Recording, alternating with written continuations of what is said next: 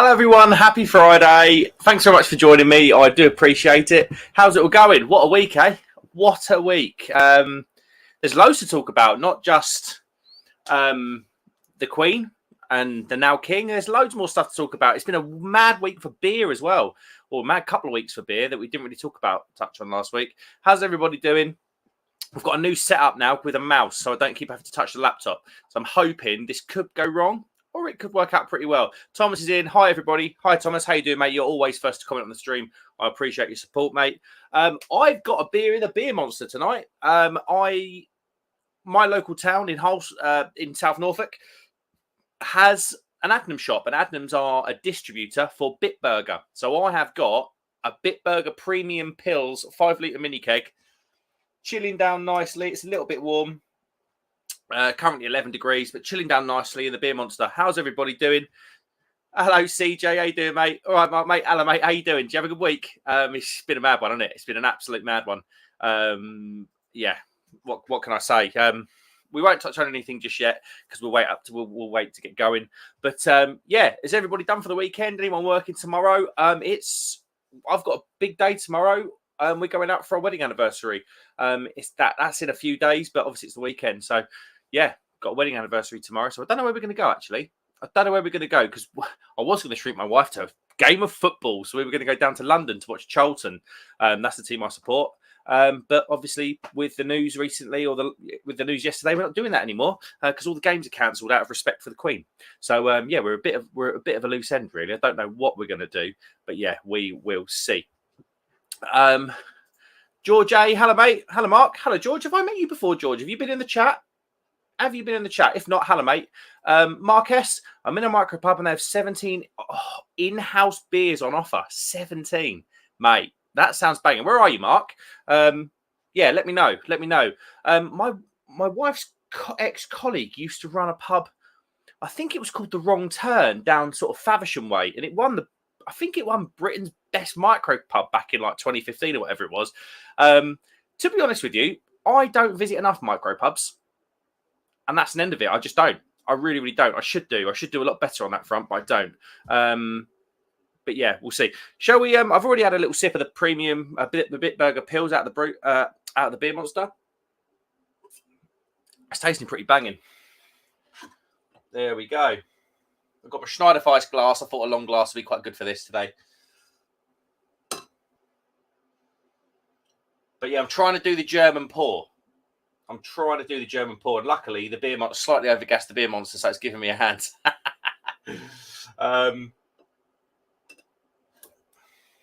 But yeah, that looks all right, doesn't it? Look at the condition on it. That looks mega. Mark S says, West London, mate. Oh, nice one. And George A says, always in the chat. Oh, sorry, George. Have you changed your... I just don't recognise the picture. Sorry, mate.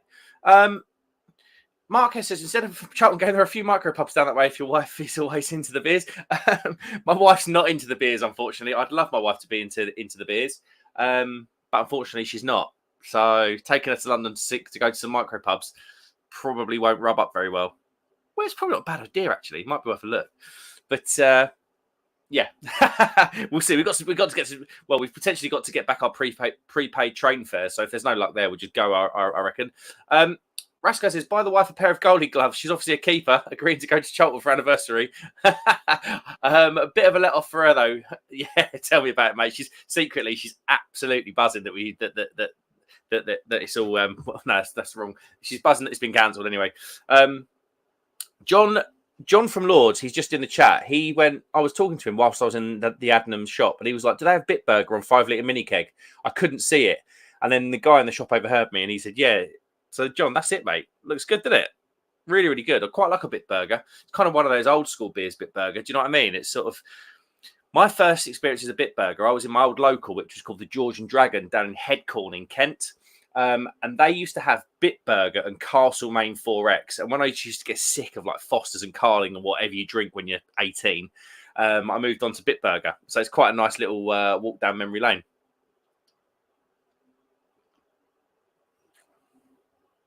But it's lovely. Il Corvo, hello, mate. Ahoy there, sir. Ahoy, good sir. How are you, my friend?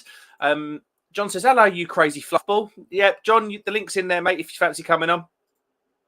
Rasco and Disco, or the Disco of Rasco and Disco says, evening all, happy damn weird end of the week. Yeah, enjoy the beers. Cheers. Yeah, we'll come on to that in a bit, because I know a lot of people have, got some opinions, and I think it's affected a lot of people, actually. It really has. Mersey Beer says, good evening. I think we will see a lot of larger freehouse pubs close and more micropubs opening due to costs being slightly less. Yeah, maybe. I mean, there's not many. I can't think. I mean, I live kind of. My closest city is Norwich, or closest town, big settlement, if you like, is Norwich.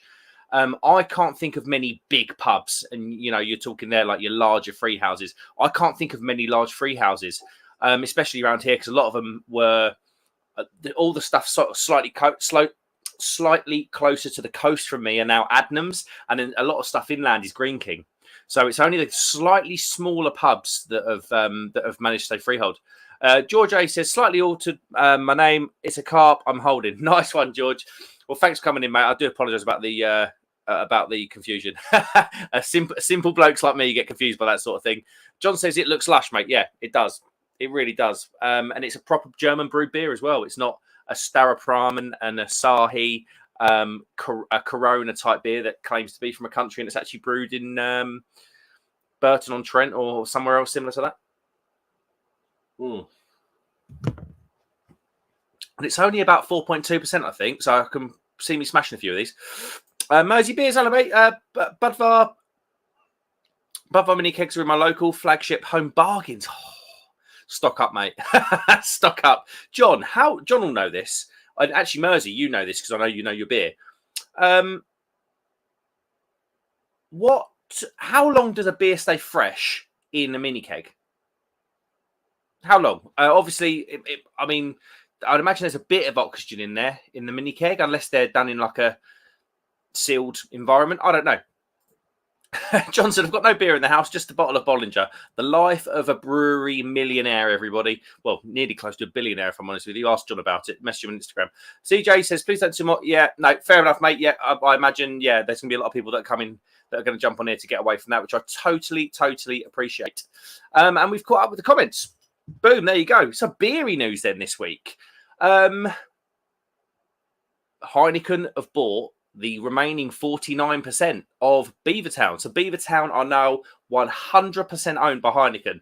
I mean, we kind of all had an inkling that Heineken were really, really cool in the shops with their 51% before. But yeah, Beavertown, they've totally gone. I think they bought, was it the Led Zeppelin drummer's son or something? Someone will know his name, and someone that's a lot more into music than me. I think he started, or he's one of the co-founders of Beavertown, and they've bought the last 49% off of him. Also, there's been some news reference Magic Rock. This is probably a couple of weeks old now, but Magic Rock are now in the hands of one of the guys that started Utopian. So I think he's the guy that started Utopian. He's got his fingers in a few other pies in the kind of drinks and leisure industry. And he's acquired Magic Rock. So who knows? I mean, Utopian, who knows? I mean, what a brewery they are. They brew some blooming good beer, do Utopian. So could we see the glory days heading back to Magic Rock? I'll skip this one. Rasco. Disco. Logan Plant is Robert Plant's son. I did not know that. Yes, that is what I say yes as if I knew it for 30 years. I read that on the news. Mersey Beer says, depends on the beer. I would say no more than 6 months. They usually have best before on them. Yes, they do. I just, like beer, I don't know, because there must be a little bit of oxygen in the keg. You do kind of wonder how long it would last on a supermarket shelf. Because I only clarify because I said stock up, didn't I? But maybe it's not in your interest to stock up. I don't know. CJ, North Brewing. Yes, I saw this was the other bit I was going to come on to. So is it Speedwell? What was their festival they were doing? It was it called Speedwell Sessions or I can't remember what it was called, but anyway, North were running a whacking great event. Huge event. North Brewing, the guys that you see on the supermarket shelf, they were running a massive event, and the ticket company, like the kind of, it's not like Ticketmaster. It's more of like a processing. So they put their event on, and then the ticket company basically takes care of buying or selling all the tickets for them. The ticket company has gone bust, and like CJ says, the ticket company owe North Brewing 25 grand. And from what I've read on the internet, this particular ticket company has had all of their assets frozen. North don't know whether they're going to get their money. I saw an appeal to go out on their Instagram a couple of days ago, and it was basically like the event's still going to go ahead, but we need some donations. We need some people to help out. So yeah, but that's another bit of big beery news. Mersey says, yes, check out Hopsing's interview with him from many months ago. There you go. Yeah, there you go. Disco says, I had my first ever Beavertown beer this week and probably last. Yeah. I mean, because they are everywhere, often now if you go into a pub in London, the worst thing you're going to drink now is a neck oil, when maybe before it was like, I don't know, like a Euro lager. And I'd much rather a neck oil over a Euro lager. But I agree with you here, Disco. I know what you're alluding to. That comment is the quality isn't there anymore, and quite frankly, it isn't. For me, if you try their canned stuff recently, they kind of went. They hedged their bets massively on the supermarket. I think Beavertown with doing Sona Flare, Luna Flare, Luna Haze, or whatever. All these other beers. They introduced about 5 beers into the supermarket. Ranging from single 440 cans to boxes of 330 cans. And I tried most of them, and to be honest, they've gone down for me. They've gone down the same route as BrewDog. But much more sort of profits over quality. And I know they're a business. I know they've got to make profit, but they've sacrificed their quality. They sold their soul essentially for me. Mark says, does Logan Plant have his dad's hair? Can afford the required conditioner? Yeah, he's probably done all right out of that Logan Plant. Does anyone know what that? I don't know if it had to be. I don't know if it's got to be public news, but does anyone know what? Just out of interest, what that 49% of Beavertown sold for? It's going to be a good. I wouldn't even want to put a price in it. I'm probably going to put a couple of 100 million, I think. So yeah, there you go. Mersey says, CJ, they should have insurance. Springwell, it's their second newer location. There you go. Yeah, Springwell, that's it, not Speedwell. Springwell Sessions, I think they were calling it. Disco says, yes, Mosey Beers, seen Hopsing's video. There you go. Thomas, hi everyone. Hello, Thomas. How you doing, mate? Please like and share. Yeah, if you would, that'd be great. Thank you. CJ says, on a good note, Cobra Kai is back. Honestly, you are talking to the wrong man, CJ, I'm afraid. I am literally the worst person in the world for movies, television, anything like that. I've got an event coming up. We've just had to move it, actually. I've got an event coming up for like 80s movie characters. I said, I was pumped up the organising committee, and I was like, lads, can we make it 80s and TV? Because I don't know any movies, let alone 80s movies.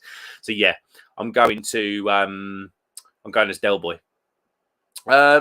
Disco says 40 million for the first 49% allegedly. Bloody hell, that seems. What did Magic Rock sell for all those years ago? And everyone was going mad, going, Jesus, how much? 40 million. I mean, I'm saying like I can afford it. I can't. I mean, but 49 million for pretty much half of Beavertown probably isn't bad. Mark S says, I prefer an Echo Oil to a Euro Lager. I do agree. But not at the prices some places charge. Yeah, I think that is the problem with Beavertown. I think in London, to the kind of non-craft beer enthusiast, I think they charge, I think someone like that's not a craft beer enthusiast would end up being fooled by the marketing and being fooled probably by the £7.50 a pint price tag for something like Neck Oil, or what's the other one? Neck Oil and what's the other one you always see? Neck Oil, what's the session IPA? They do a session IPA and a pale. Neck Oil and someone help me out. The other one. Anyway, they're going to be about £7.50 a pint, aren't they, up in London? Maybe even more. I remember I went up to Camden. It was, when was it? It would have been 2019. Would have been Christmas 2019, just before COVID. And we went to Camden, like we were in Camden, and we drank the Camden. I was drinking pints of Camden Pale, and it was £9 a pint back in 2019. But yeah, I shouldn't have done it. Mersey Beers, Gamma Ray. Thank you, mate. Thank you so much. You dug me out of a hole there, but yeah, Gamma Ray. CJ says, go as the Blues Brothers. You know what? That is an 80s movie I have seen. And random fact, doesn't that movie not hold the record? John will know this. Does that movie not hold the record for the most amount of crashed cars in one movie or something? That kind of big Chicago police chase thing, it all kicked off, didn't it? But yeah, random fact of the day. There you go. What other beery news is there? Obviously, BrewDog shutting 6 bars. That's quite big because BrewDog are quite aggressive with their growth strategy. So, yeah, seeing them cut 6 bars, you kind of wonder why. I can't remember what they said now it was due to. But it wasn't like, was it energy costs? I think they put it down to. But maybe, yeah, who knows with BrewDog? We all know what they've been, what they've been through. No, we all know what they've been accused of over the past year, 2 years. So yeah, you never know whether it's actually starting to affect business. I mean, I've certainly noticed a lot less. I mean, is it me? I've noticed a lot less BrewDog beers on the supermarket shelf. They've still got a massive presence, but I remember where I went in Sainsbury's once in Norwich, the big one. I can't remember, I can't remember what it's called now. And BrewDog had a bit, like, obviously you got the supermarket, boring Sainsbury's supermarket shelves, and BrewDog had their own whacking great stand in the middle of the shelves. Like, they'd taken a section of the shelves out, and BrewDog had this whacking great light up stand of, 20 different beers on it. And I looked at it and I was like, oh my God, like, they're just out marketing everybody, aren't they? Mersey Beer says, biggest car crash in one scene. Caused mayor of Chicago. Oh, what's my laptop doing? Leave me alone, you. Caused mayor of Chicago to prevent filming in Chicago for a number. You did it. Wow, that's a cool fact. I like that, Mersey. I do like that. Hi, here he is. Matt Hall, hello, mate. Hello, you awesome beer drinking mofos. Matt, or anybody, because I know Matt does a lot of the beer festivals up north. I could be going to the York Beer Festival. I just need to sort out some doggy daycare because my wife's away on holiday and I've got the dogs to look after. So, yeah, just need to sort out some doggy daycare for the Saturday, and it's looking likely I'll be there the Saturday.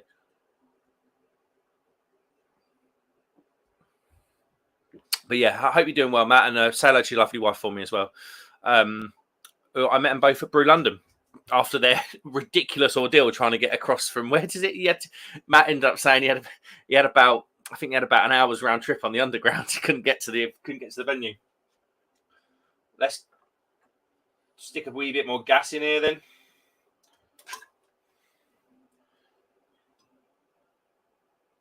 It's good to use the beer monster. I probably don't use it enough, if I'm honest. I kind of had these big plans with it, and yeah, I don't know.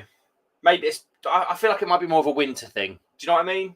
When, like, maybe you want to drink at home a bit more. Summer's a bit more, you're kind of out in the pub beer gardens and whatnot. But yeah.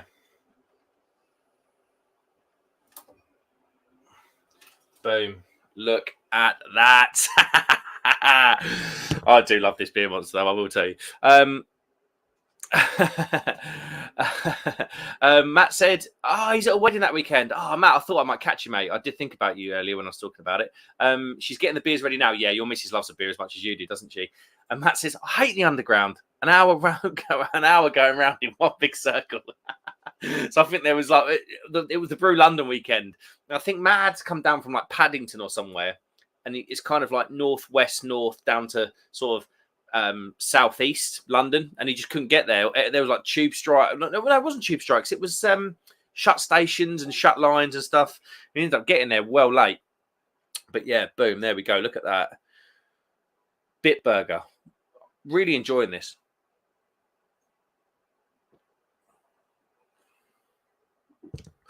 Did anyone see any of the Oktoberfest beers? The Oktoberfest beer reviews I did. I really enjoyed filming those. I kind of bought these beers. I stuck it on Reminder because I miss them every year. It's a bit like Goodwood Festival of Speed. I love cars. I miss it every year. The same way I miss the Oktoberfest beers every year. And I kind of I got the heads up on a company it was the Belgian beer company where you could like not pre-order them as such, but you could put an email reminder in. So they emailed me when they were in stock. Bought them straight away. Didn't know really what to do with them. Didn't know whether to film them all in one go. Didn't know whether to do a live. didn't know whether to speak to like John, Crummy, Paul about doing a couple together. And in the end, I thought, sod it, I'm just going to do one by one, little mini series. I really enjoyed them. I think the biggest disappointment was this one. If you've seen the video, the Lowenbrow, I just didn't think it didn't have that sort of special thing. Do you know what I mean? I just didn't think, I don't know. It just didn't have that thing for me. Whereas like beers like the Erdinger, the Spartan, and the Hofbrau, the Hackersford, they had that kind of like different special thing. Mersey Beer says, I'm going to Horwich. Norwich or Horwich? Or is Horwich a place up your way? But yeah, you're going for a birthday meal and you're the only driver. That is absolutely rancid. you must love your mates, and if your other half, if you got one, mate, because yeah, that is absolutely minging.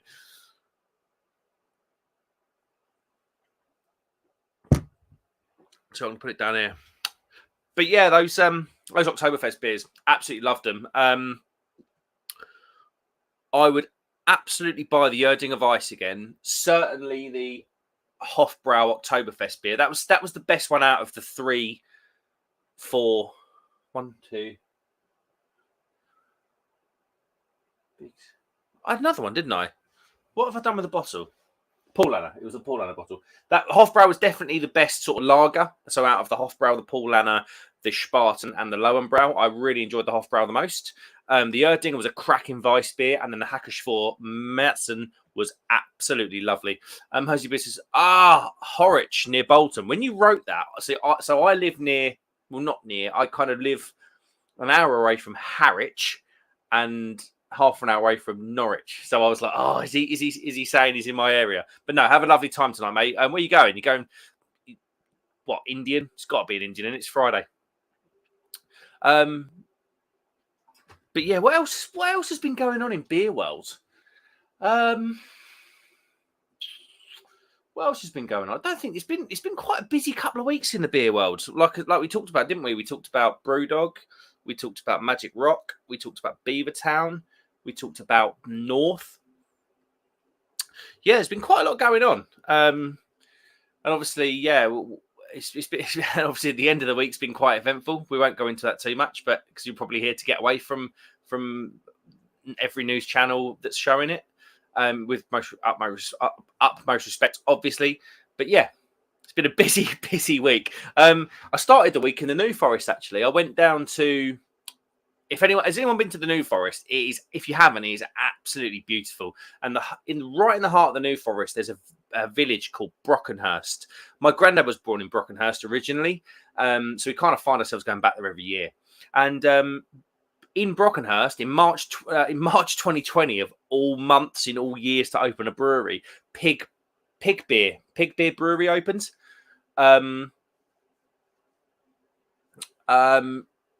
And yeah, really cool. I owned the Pig. So Pig Beer is operated and owned by 2 brothers and a cousin. They all share the same name. Bainham is their surname.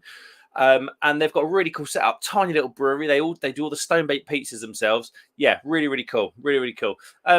Mark S says, I've not seen these, Mark. Were these ordered as a set? Yes, they were. They were. I mean, this particular set, I think a lot of different bottle shops and whatnots doing different sets, but this particular set was from the Belgian beer company, and it was just a one of each. It was a Hofbrau, a Paulaner, a Hackersford, an Erdinger, a Lowenbrau, and a Spartan. So yeah, I kind of just ordered a bit of a tasting pack because I miss them every year, so I just wanted to get my chops around them. Do you know what I mean? Oh, Mersey Beer's Thai food, yeah. I might be doing that tomorrow for the wedding anniversary. Yeah, I do love the Thai food. Mark says ordering. I don't know what you mean, mate. CJ says, been there loads of times as I'm in the Southampton area. Lovely place. Oh, mate, it's beautiful. We stayed in Black Knoll campsite. It's kind of like around the back of Brockenhurst. You go out the campsite. The campsite's lovely itself. And you're like on the forest floor, like Shetland ponies, cows, Hebridean big old cows with huge blooming horns, whacking great horses and ponies all outside the front gate. It is absolutely, it's just a stunning place. An absolutely stunning place. But yeah, drunk a fair bit of beer down there, actually. Walked into a co-op, right? So CJ, you'll know this. Walked into a co-op in Brockenhurst, and they had the whole section or the whole range of vibrant forest beers. They're probably around about 30 to 40p cheaper than a bottle shop in this particular co-op. But it was the whole range. They had the Mexican Imperial Stout there. They had another Imperial Stout. One of the other Imperial Stouts was like £3.40 a can. It was absolutely insane. Mercy, just seen your comment, mate. Yeah. Yeah. It's impossible to get hold of. If anyone can get hold of this Augustina Oktoberfest beer, buy it and you'll sell it for more than you paid for it. It is absolutely impossible to get hold of. I thought originally when I talked about this box, I thought this box was all the big six, but then I realised that they'd put the Erdinger Weiss in to replace the Augustina that they just couldn't get hold of, and it just seems it's out of stock everywhere. I hope it's okay. I hope Augustina, there wasn't a problem with the brewing process. I hope, yeah, because I love the Augustina Hells, and I've drunk in the Augustina Keller in the middle of Munich. It's a lovely place, lovely beer hall. I just hope Augustina haven't had a problem.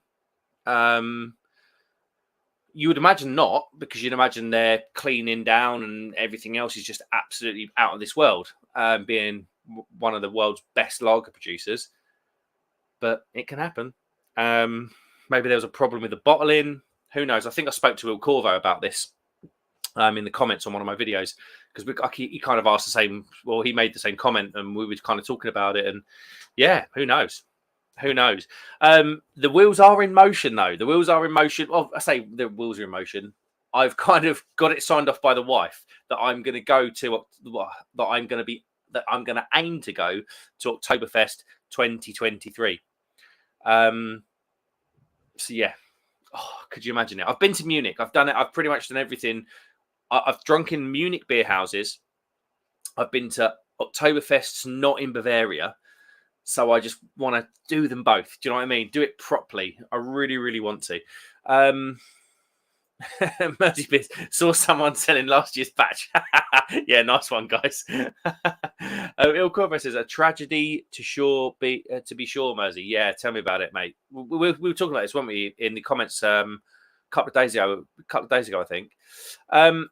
Mark S says, what's this Augustina about then? Why is it so popular? It's really old. They're one of Munich's oldest breweries. They're on the kind of same levels as like Hofbrau.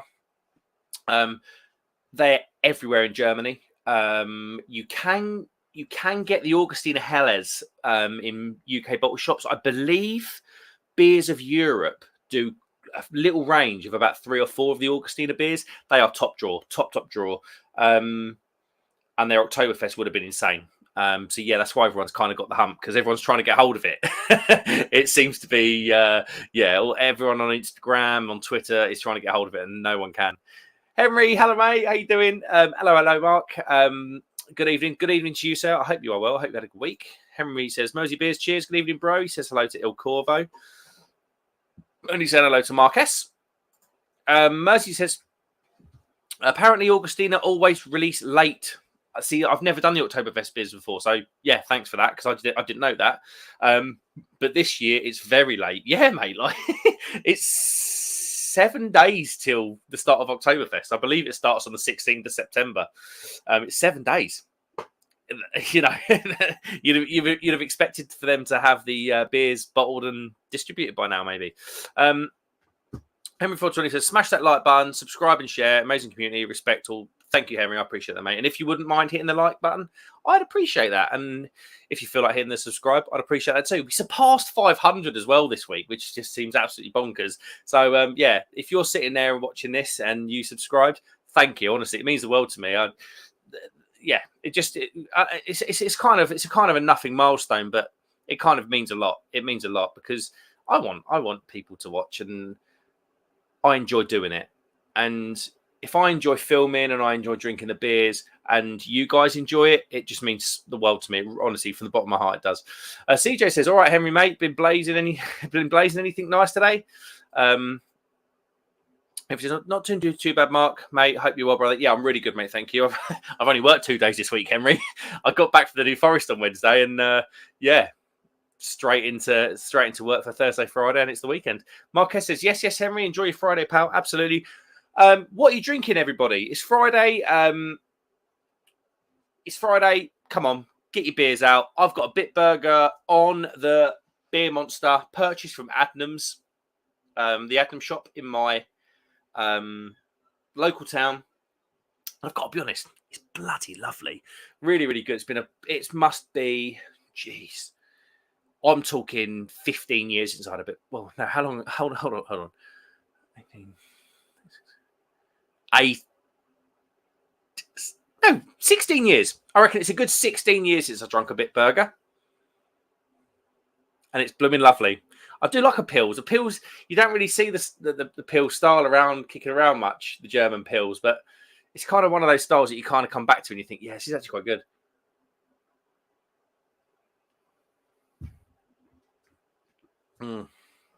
It's just lovely, fresh. Bit of citrus, very malty, and lovely and dry on the back. I talk about, if you watch my videos regularly, you'll know I talk about like palate cleansing dryness. And it's got that. It's kind of, there's nothing there. Bit of malt.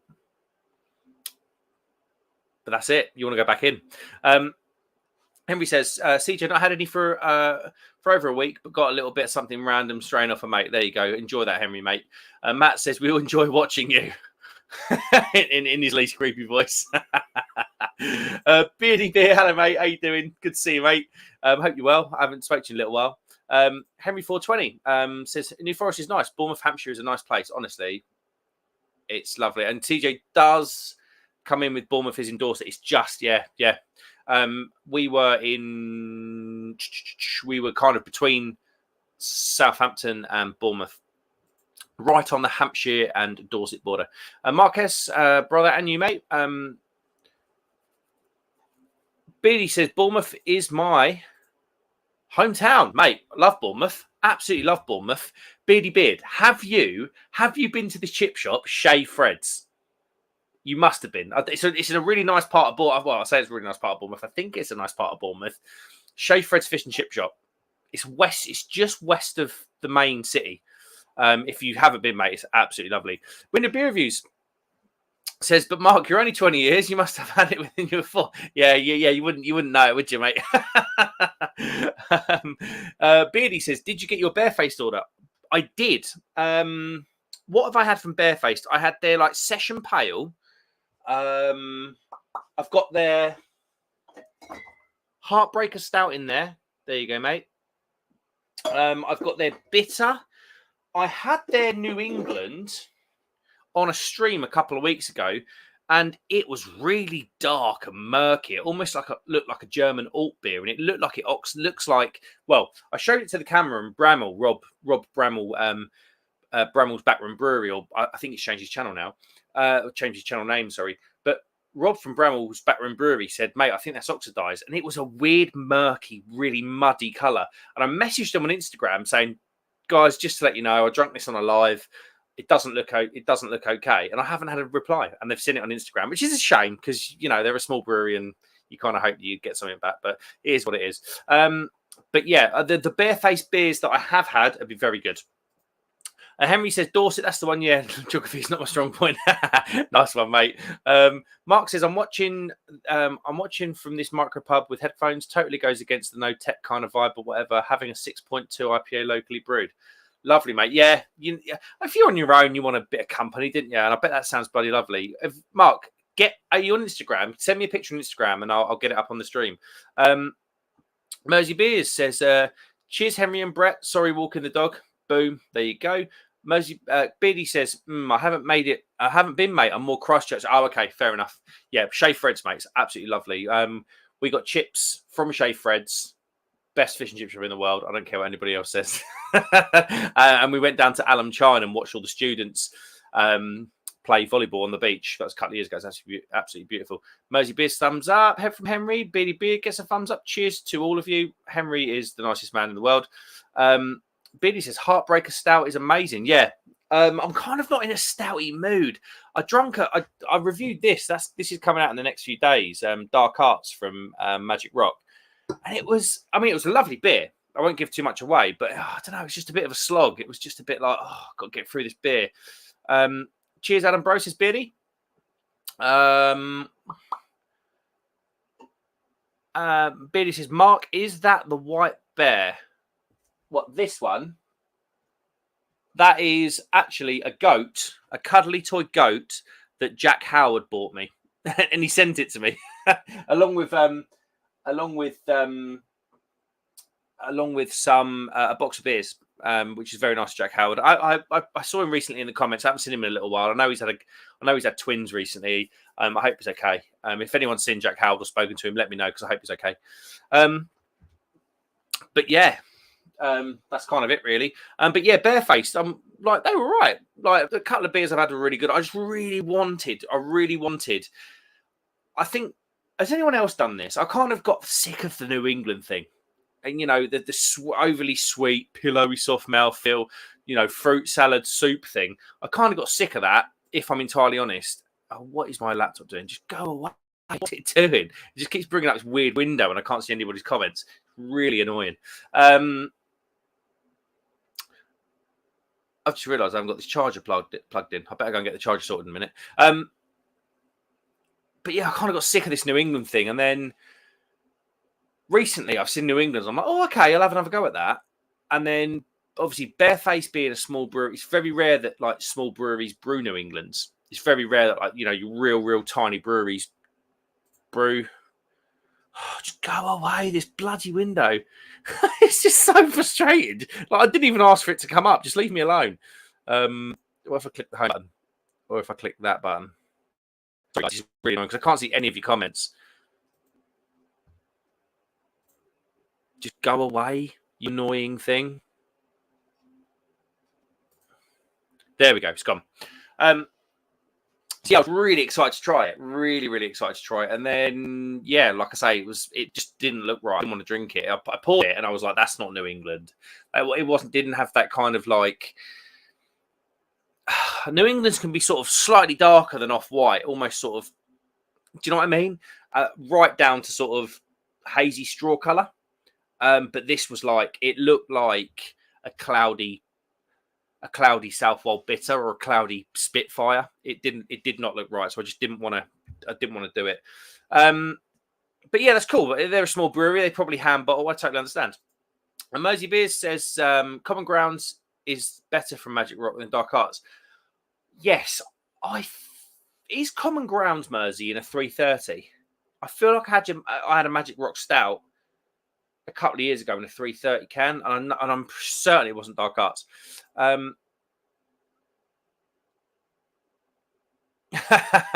Beardy says, no, the micro bar he's in, he's watching your stream. They don't want to watch that shit, mate. They don't want to watch that rubbish.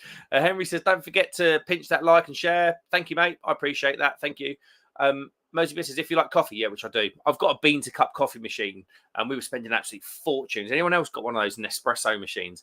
We were spending like stupid money on Nespresso pods. And in the end, I was like, apes, my wife, April, I was like, apes, why don't we just buy a bean to cup? Because the beans are so cheap. The coffee machine will pay for itself. And yeah, I love coffee. Absolutely love it. CJ says, I'm totally off craft beer at the moment, partially due to money, but also need to take a break from it. Been getting nasty indigestion. Yeah, I have absolutely. I thought about filming a video. I did think about filming a video. And I'll tell you what done it for me. I bought the full range of Vibrant Forest beers at Co-op. And it was everything from sort of hazy pales, normal pales that were hazy pales, IPAs, hazy IPAs.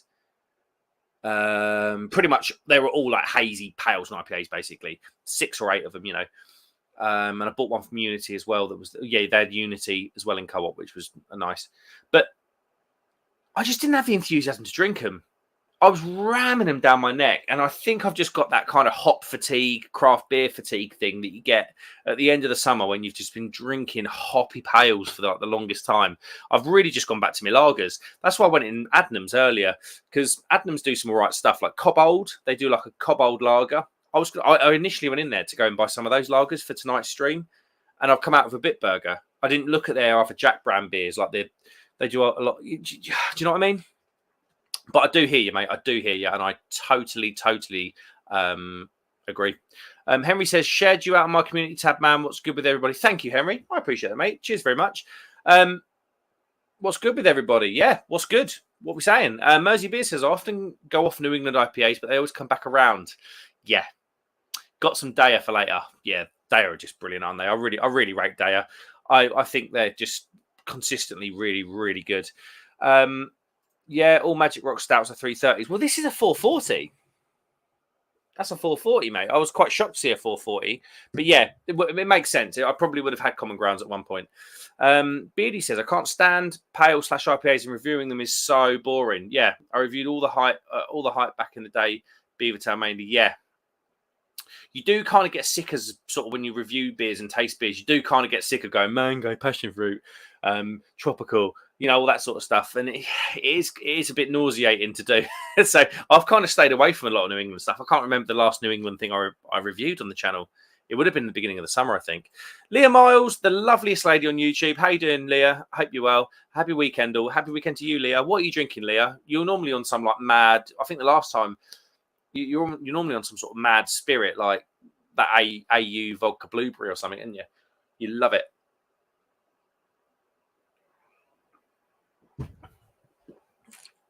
But yeah, I'm just really enjoying drinking German lagers at the moment. And those Oktoberfest beers, they were so well timed for me. So well timed for me. It was unbelievable. But yeah, what's everyone doing the weekend? What is everybody doing? Got a night out planned? Beer? You got any beery adventures planned? I am hopefully off out to dinner tomorrow night. I don't know where we're going to go. We might go Norwich. I don't know. But for my anniversary. But yeah, what have you got planned for the weekend? Mosey Beer says, also congratulations on 500 subs.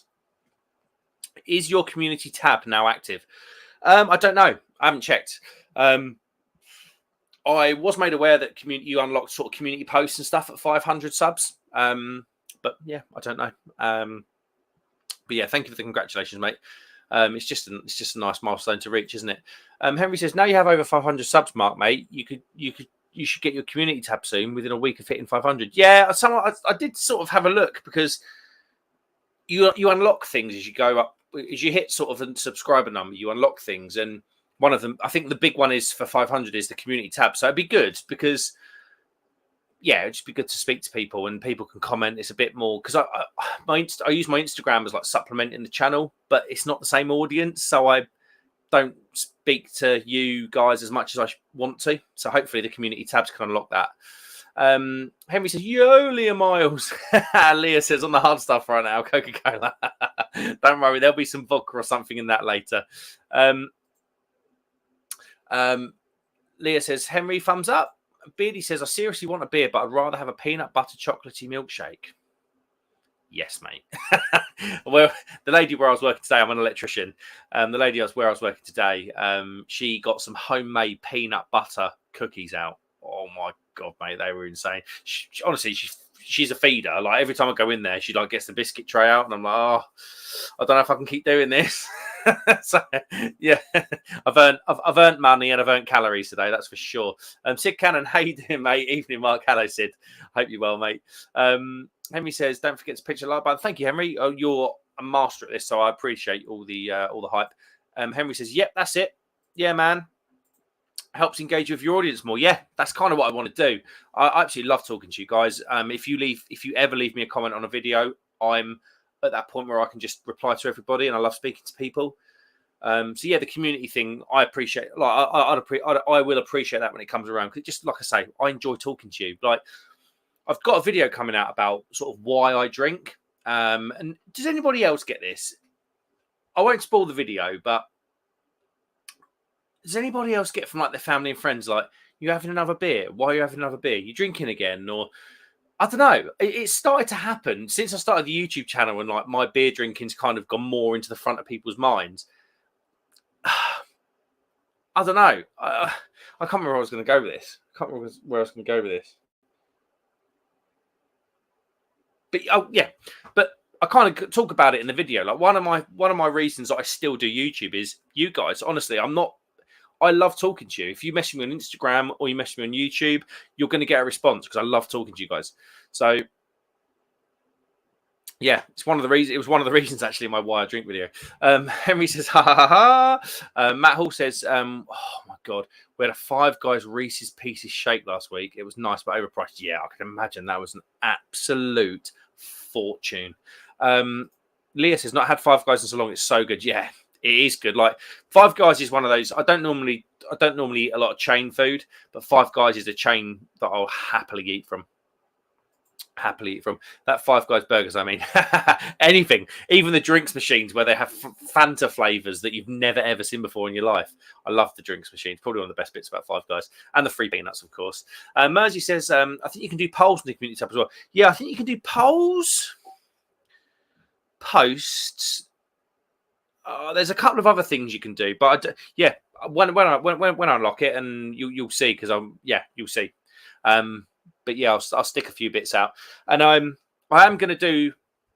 I didn't want to do it. I'm going to do a 500 subscriber giveaway as well. I wanted to hit 500 before I done the giveaway, because it was never like, I didn't want to do the giveaway to like boost me up. I wanted to do the giveaway to say thank you. So there will be a giveaway come up very, very soon. And once the community tab gets open and I can talk to you guys, like my audience, rather than just my Instagram followers.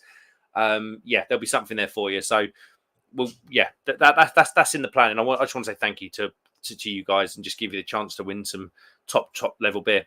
CJ says, yep, I get that too, Mark. Family, I think I'm a right pisshead. I drink a hell of a lot less now. I don't go to the pub. That's the thing, CJ. I don't go to the pub. I mean, don't get me wrong. I was in the New Forest a couple of days ago. I was in the pub, of course. I was on holiday, but I don't drink a lot in like my local pubs. So when I drink, it's at home, and often I film it, and often it's a video, and then all the family see it, and they're like, "Oh, you drink a lot." It's like, no, I don't actually. Well, I do.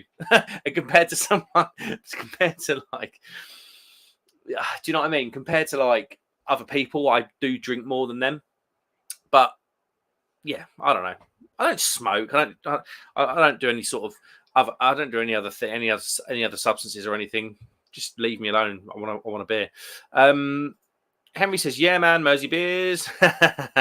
Leah says, anyone started to think about Christmas beer advent calendars yet? I haven't, but now you've mentioned it, I will start thinking about them.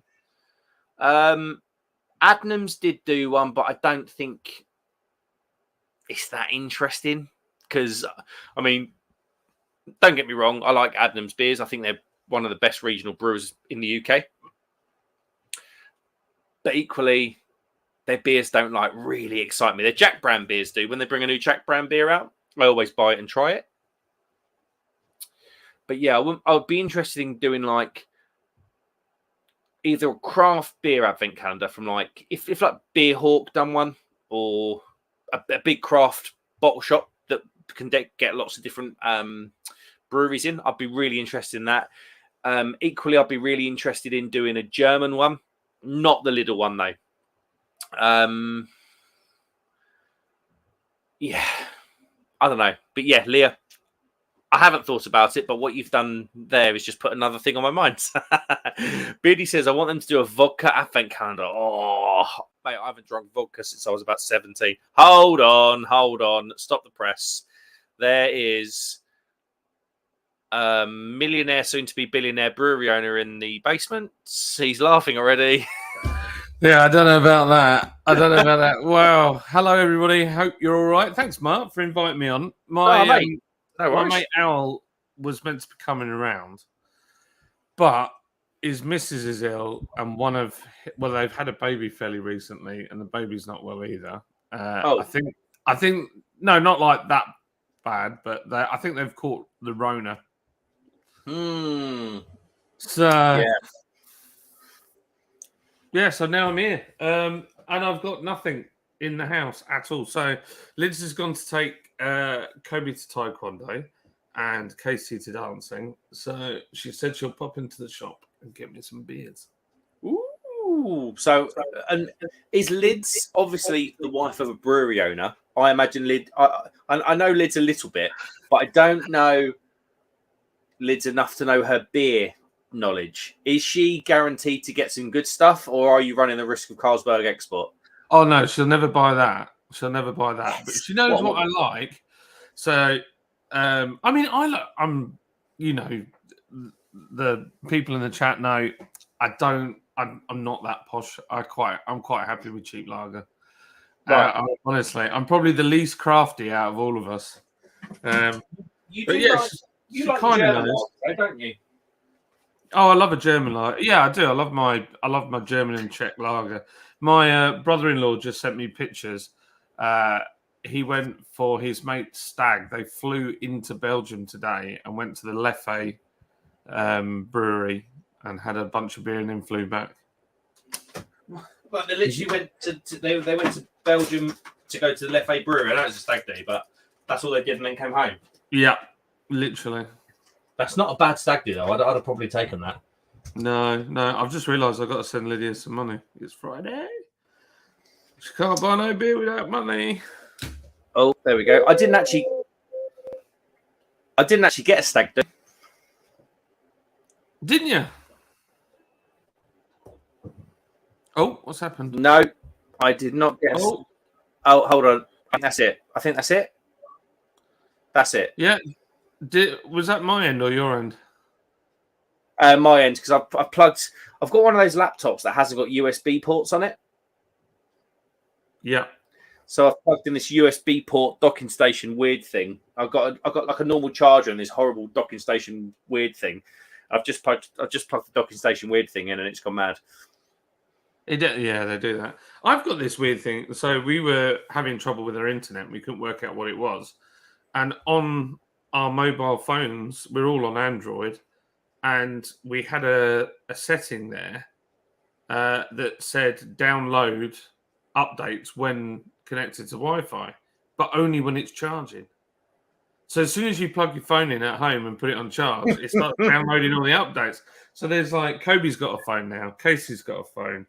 Obviously, Lydia's got a phone. I've got a phone. So 4 devices all suddenly decide that they're going to download everything. It's an absolute blooming pain in the butt.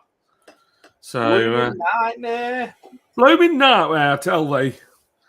I'm just looking at the comments. Henry 420, how you doing? Matt Hall, nice to see you. There's Leah in there. Hello, Leah. Mersey Beers, how you doing? Beardy Beer Reviews, hello, mate. Who else have we got in there? We got Sharky's in the house. How you doing? Is he? Yeah, Sharky's here. Hey, Sharky. He's a good old Sharky boy. I love Sharky. How's your mum and dad, Sharky? Are they all right? Mark S, how you doing? Daddy shark, do do do do do do. Daddy shark. Got CJR in the house. We've got all the crew in. That's nice, isn't it? Sid Cannon. Who else have we got in there? I'm flicking all the way up. Of course, right at the top, we've got Window Beer Reviews with Thomas. He's always the first one in, isn't he? He is. He's very good at that. He is very, very good at that. I'm right. Sorry if I go back, anybody. That's right. Let's go back a few comments. Kids, Sid Cannon says it's not like you're a park bencher. Yeah. Mark S says, out of interest, I looked up the lineup for the BrewDog Advent Calendar. Mark S. He's got the boring emoji there, or the yawning emoji. Talk to me, Mark. Are you going to pay an absolute fortune to get loads of layer cake put in a cardboard box? Liam Miles says, talking my language, Beardy. I had a gym one last year. Nice, Leah. Ooh, that's nice. That's love her spirits, says Leah. Henry 420's laughing at Beardy. Matt says, hello, John. Mersey says, the Costco German one looks interesting. Yeah. Advent calendar, John. Up for Costco. I've never had Costco, and I've just signed up for it. And I've got one in Leeds, but I haven't visited it yet. What have I got to look forward to? Really, really cheap, massive boxes of washing powder. Oh, really? Well, that's blimey. Honestly, I could do. Honestly, this is a true fact. So we moved into our house in December 2017. Yeah. And last month we mourned the 500-meter cling film box of Costco cling film that we bought before we moved in. Not even joking. The tin foil got smashed ages ago. 500 meters of cling film in like 4.5 years. I kind of lifted it on my shoulder towards the bin, you know. Yeah, gave it a proper send off. Yeah, so it's funny, isn't it? It's funny how certain things So we've got what's it called? Bookers. We use bookers for when we open. I'm tempted to open the tap room. You know, I feel like it. If I opened it on a Friday night through winter, so start at like I don't know 4:30 on a Friday, maybe 5:30, and just run it until I don't know 11 o'clock, something like that. Do you think people would come and have a beer? Mate, every tap room, I mean, at my local brewery, Ampersand, they've got a tap room and it's in an industrial estate in the middle of this. And their tap room is rammed, and I mean rammed, every single Wednesday, Thursday, Friday, Saturday. It's like rammed. See, it's where we are, though. We're in such a weird position. It's an absolute swine to get to. That's people do drive to these things, mate. I mean, I went to that festival. But then what happens? They drive, and then they can't have any beer. And then I got last time, the biggest problem is I leave all the cars in the car park. So then in the morning, they can't get the car out. And then other people working on a Saturday, it's a bit of a nightmare. Yeah. Tricky. I don't know whether to do something. If you do, we have to do like a grand opening. Get a few of us down there, do a proper opening of the tap room again. Yeah, I mean, it wouldn't take much to do. Everything's there. Oh, I bought a keg wall today. What? Sorry, a keg wall. A keg wall. Yeah. So we're doing York Beer Festival, and Steve's made a bar out of pallets. It looks pretty good, actually. And let me try and find a picture. In fact, I'll WhatsApp. Let me find a picture. Where's our stuff group? There it is. Stuff. We have a group that's in the brewery, and we call it Stuff because it's just stuff. Like we're just backwards and forwards, so we can communicate. Like so and so rang. So I bought that today. I don't know if you can see it. Can't get in focus. Yeah. So I don't know if I dim it. Let me see if I dim the phone, whether it makes it easier. It's a freestanding, 6 to 8 line? Yeah, basically. It's a 6. Oh, wow. I've dimmed it so much I can't see it now. Let's see if that works. It's a 6. There you go. Is that a bit better? Yeah, that's it. Come on, camera. Come on, camera. Don't shoot me. So if you hold it like your 6 taps. Yep. It comes with a chiller. There you go. We're in focus now. You've got your waste pipe and everything, and it's on a stand. So for doing beer festivals, etc., it's perfect. But also, if I wanted to, I could put that behind our back bar because those legs, I just have to pull the thing forwards and that's behind it. So chiller. Obviously the only thing that doesn't come with it is the gas bottle. All the connections, everything, all service, ready to go. 300 quid. Shut the front door. Yeah. Well, I looked at hiring the kit, and to hire it was 200. Mate, a second-hand two tap Linda is about 500 quid. Yeah. So technically you could just get that and put it in. I could put it here. Yeah, the Lindas are a bit more sort of home bar friendly, but you've got all the amount of space. Yeah, but that six tap thing, you could connect that in your house, easy, if you don't mind listening to a chiller going 24/7. Yeah. But the thing is, I needed a spare chiller anyway because we haven't got a backup chiller. So if one of ours goes down, we're screwed. If we've got that one, obviously. If we are not operating the tap room every few days, we can just, stick it in the tank that's dying. So yeah. That's right. Henry says, "John, brother, how are you, man?" I'm good. Beardy says, "Leah, love a good vodka." Honestly, I haven't drunk vodka in a million years. Henry says, "You're a brewer. You don't even have one beer in the house." I know. I have one. It's actually in the back garden. I left it out there before I went on holiday. So it's probably been hot, cold, hot, cold, hot, cold, and I daren't drink it. Can you just is it a bottle or a can? Can you open it for us just for the comedy?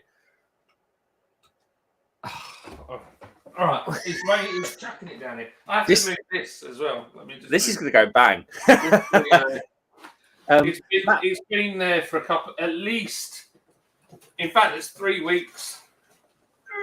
Yeah, that should still go bang. Matt Hall says she will come back with some carling. And then CJ says, I hope she gets in some carling. You sadistic buggers, you. Leah says, Billy says, Leah, I've got the AU vodka collection. Least favourite is the Pineapple Crush. Leah loves AU vodka. I know that for a fact. Henry says, a couple of Heineken pints. On a couple of Heineken pints. Fair play, mate. I don't mind a Heineken. If I'm going to drink a Euro lager, it's going to be Heineken, widely available. Henry says, pinch that like and subscribe button on your way in. Cheers, I appreciate it. Oh, it's quite a strong stout as well, because this really could go bang. And you can tell it's got water on the top as well. Oh my lord! Right, okay. Let me put this back. Leah says, Beardy, love the AU vodkas. Had a couple, not tried them all. Cherry and blue raspberry, been my favourite so far. Sharky, hello, mate. How you doing, Sharky? Really enjoyed coming on your stream the other day, mate. Thanks for having me on. Matt Hall says, we did Magaloo for my stag do. Stopped at the cheapest hotel. And it was a proper adventure. Was it like in between us? Beardy says, blue raspberry, hell yes. Then grape or cherry for me. I don't like the watermelon, so I'm a bit scared to review that one. My missus has the double espresso. Oh, yeah. That's up my street. What's that? My mate went out to America and brought me back. I got a really good bottle opener off them. And this, aluminium. Nice. I think it's aluminium. It might be stainless steel. And some beer mats as well. What are they? John, this was a great shout on the Bitburger. I'm loving this. Yeah, it's great, isn't it? I love Bitburger. It's a solid. Yeah, so I got this. Nice. So what's it called? Von Evert. Is it Evert? I'll have to Google them. Yeah. But yeah, pretty cool. So this is the only other American beer mat I've got left. So James Port Farm Brewery. In fact, Jamie C might know them. They're on Long Island. The brewer, she's only in her 20s, and she's amazing. No way, that's awesome. Yeah. Right. Okay, so I'm going to try and tilt this camera. Right, so can you say on YouTube, can someone clip this? I don't know how to clip an image. I don't know I think there's a way of doing it. I'll publish this live as I normally always do anyway, so it's going to be here for everybody, but I think it's going to be quite good. So I'm trying to change my keyboard so it's not on epileptic mode. Stick it on waterproof mode, mate. Waterproof mode. Oh, no. Right, okay, let's see. I'm not sure. Oh, of course. See this newfangled dangled camera I've got? I can just pick it up. Ta-da. Woo, there we go. There we go. Right, okay. So, what can I prop it on? Let's put it on something. See, right up my nose. Oh, my Lord. Right, okay, here we go. So, should I really do it towards the computer? That's probably not wise, is it? Let me move my keyboard. Okay, I'm sorry. This is so... and I'll move my mouse. John, have you ever seen what Stuart Brewing put on the bottom of their cans as well? That little stamp. No. Oh, have a look at the bits of dirt in it. But... Have a look at the bottom of the can. Just wanted you to tip it up. That's all. Oh,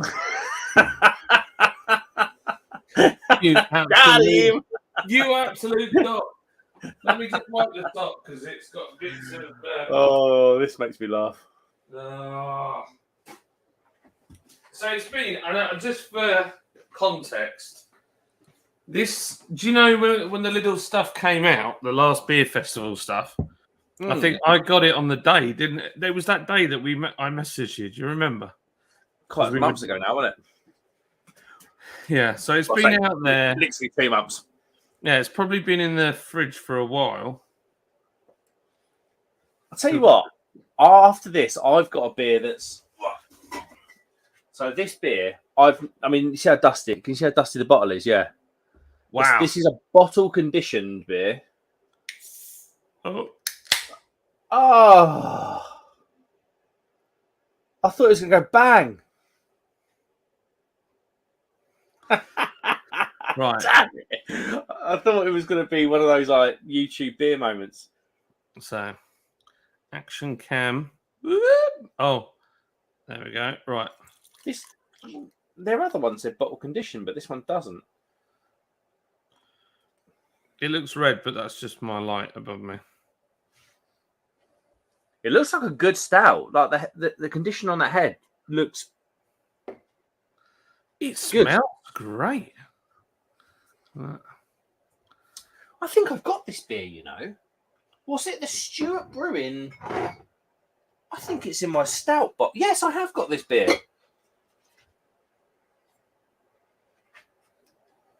I've heard this was good. I've heard this was really good. See that fruit fly just straight. A fruit bowl's just here. Look.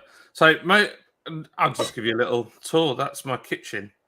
So, you've been here already, haven't you, Marky?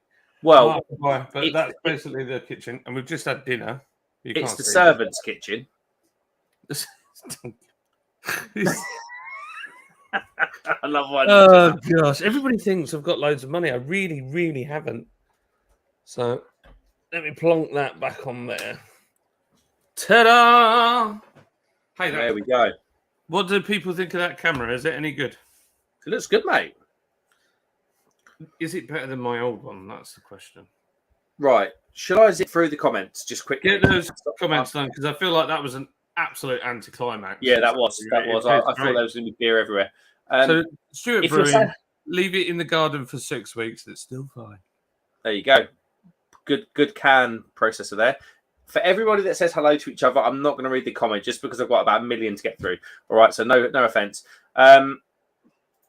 Sharky says, Mark, do you have a German beer this time? I absolutely do. It's a Bitburger imported by Adnams, of all places. Leah says you can get some great things in Costco. You really can.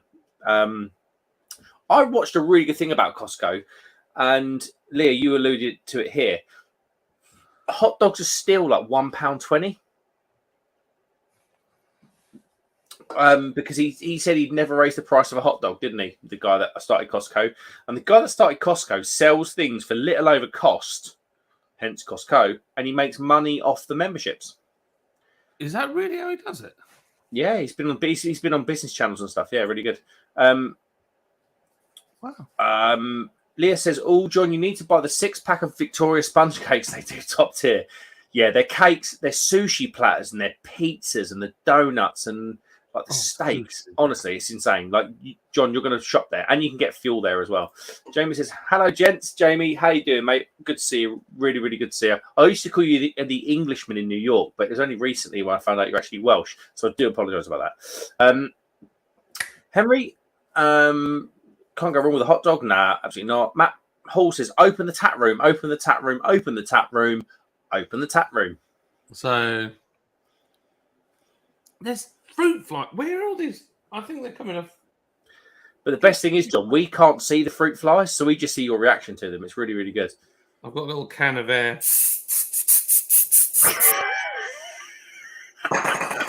And then I've got this bad boy. Well, and it's electric. Pew. Pew. I'm trying to think of any tennis players that have got Lord in their name. Roger Federer, Lord, I don't know. Henry says with caramelized onions, mustard, ketchup, Brockenwurst. Henry Leah says, Henry, last time I went, it was £1.50. Yeah, they never said they'll increase it. Henry Fortune says, yo, Leah Miles, bargain, absolutely. Henry says, yeah, what's good? Henry says, pinch that like button, subscribe. Yeah, if you would, I'd appreciate it. Thank you. And also, the man to my however he appears, right or left on your screen, also has a YouTube channel. If you don't know him already, it is obviously John from Lords. So just go and have a look at Lords Brewing Co. on YouTube. Jamie C says Troy on tap. Troy on tap. Must be a beer out there. Jamie, Leah's waving to Jamie. Henry says, Jamie C, yeah, man, good. Mark Jones says, hello, everyone. Hope everyone's good. Mark Jones, given, how you doing, mate? Good to see you in the chat. Nice. What a guy. Just another emotion from John's face there. Sorry, I'm trying to get this blasted. I thought it was multiple fruit flies, but I think it's just one. Henry says, I hope you got that in context. Yeah, mate. No dramas. I've had a few beers, but I'm still relatively sharp. Henry says, there you go. Jamie says, Liam Miles. Hope you're well. Henry's laughing. Liam Miles says, same to you. Henry's coming in with a like and subscribe button. Thank you, Henry. I appreciate it. Honestly, I really, really do. You're the man. Jamie C says, Liam Miles, it's a local one in Troy, New York. It's called Troy on Tap. Awesome. Yeah, cool. I imagine you've got some good beers out there. You've got some really good beers on the East Coast. Henry says, pumpkin cinnamon beer for Crimbo. Jesus, just a shout. I'll tell you what, that'd be a good stout. I think that'd be a really good seasonal stout. John from Lords Brewing Company. That's what you did. I look like I'm on the wonk here. You are on the. That's better. Yeah. You were on the wonk. You were on the wonk. I'm more wonky now. Liam Miles says, Jamie and Joel will check out the pics if you post any. Henry says, looks nice. What's the date on it, John? That beer. That date on that. Oh, it won't be out of date. I wouldn't have thought. Just turn the can upside down, John. 30th of the 6th, 23. So it's well in date. Oh, right. Okay. I heard you say 30th of the 6th. I was like, wow. Okay. Henry, again, thank you, mate. Honestly, I do appreciate this, Henry. Thank you. Sid Cannon says, kicking off with a hop, skip, and juice. Was that weird one that Vocation put into like Morrison's or Tesco's or something? Well, yeah. There was like two. They had the same wrap. One was brewed with the Manchester Beer Festival, I think. And then the other one wasn't. Whatever one wasn't brewed for Manchester Beer Festival, I didn't enjoy it. Last beer says, cheers all. Cheers, mate. I've literally got the last. What's he done? What have you done? Lydia forgot to get me beer. I even sent you 25 quid as well. I'll go back out for you. She got 3 bottles of Prosecco though, John, didn't she? Yeah, she got... No. You did have one last night. No. Liz comes in absolutely tanked up.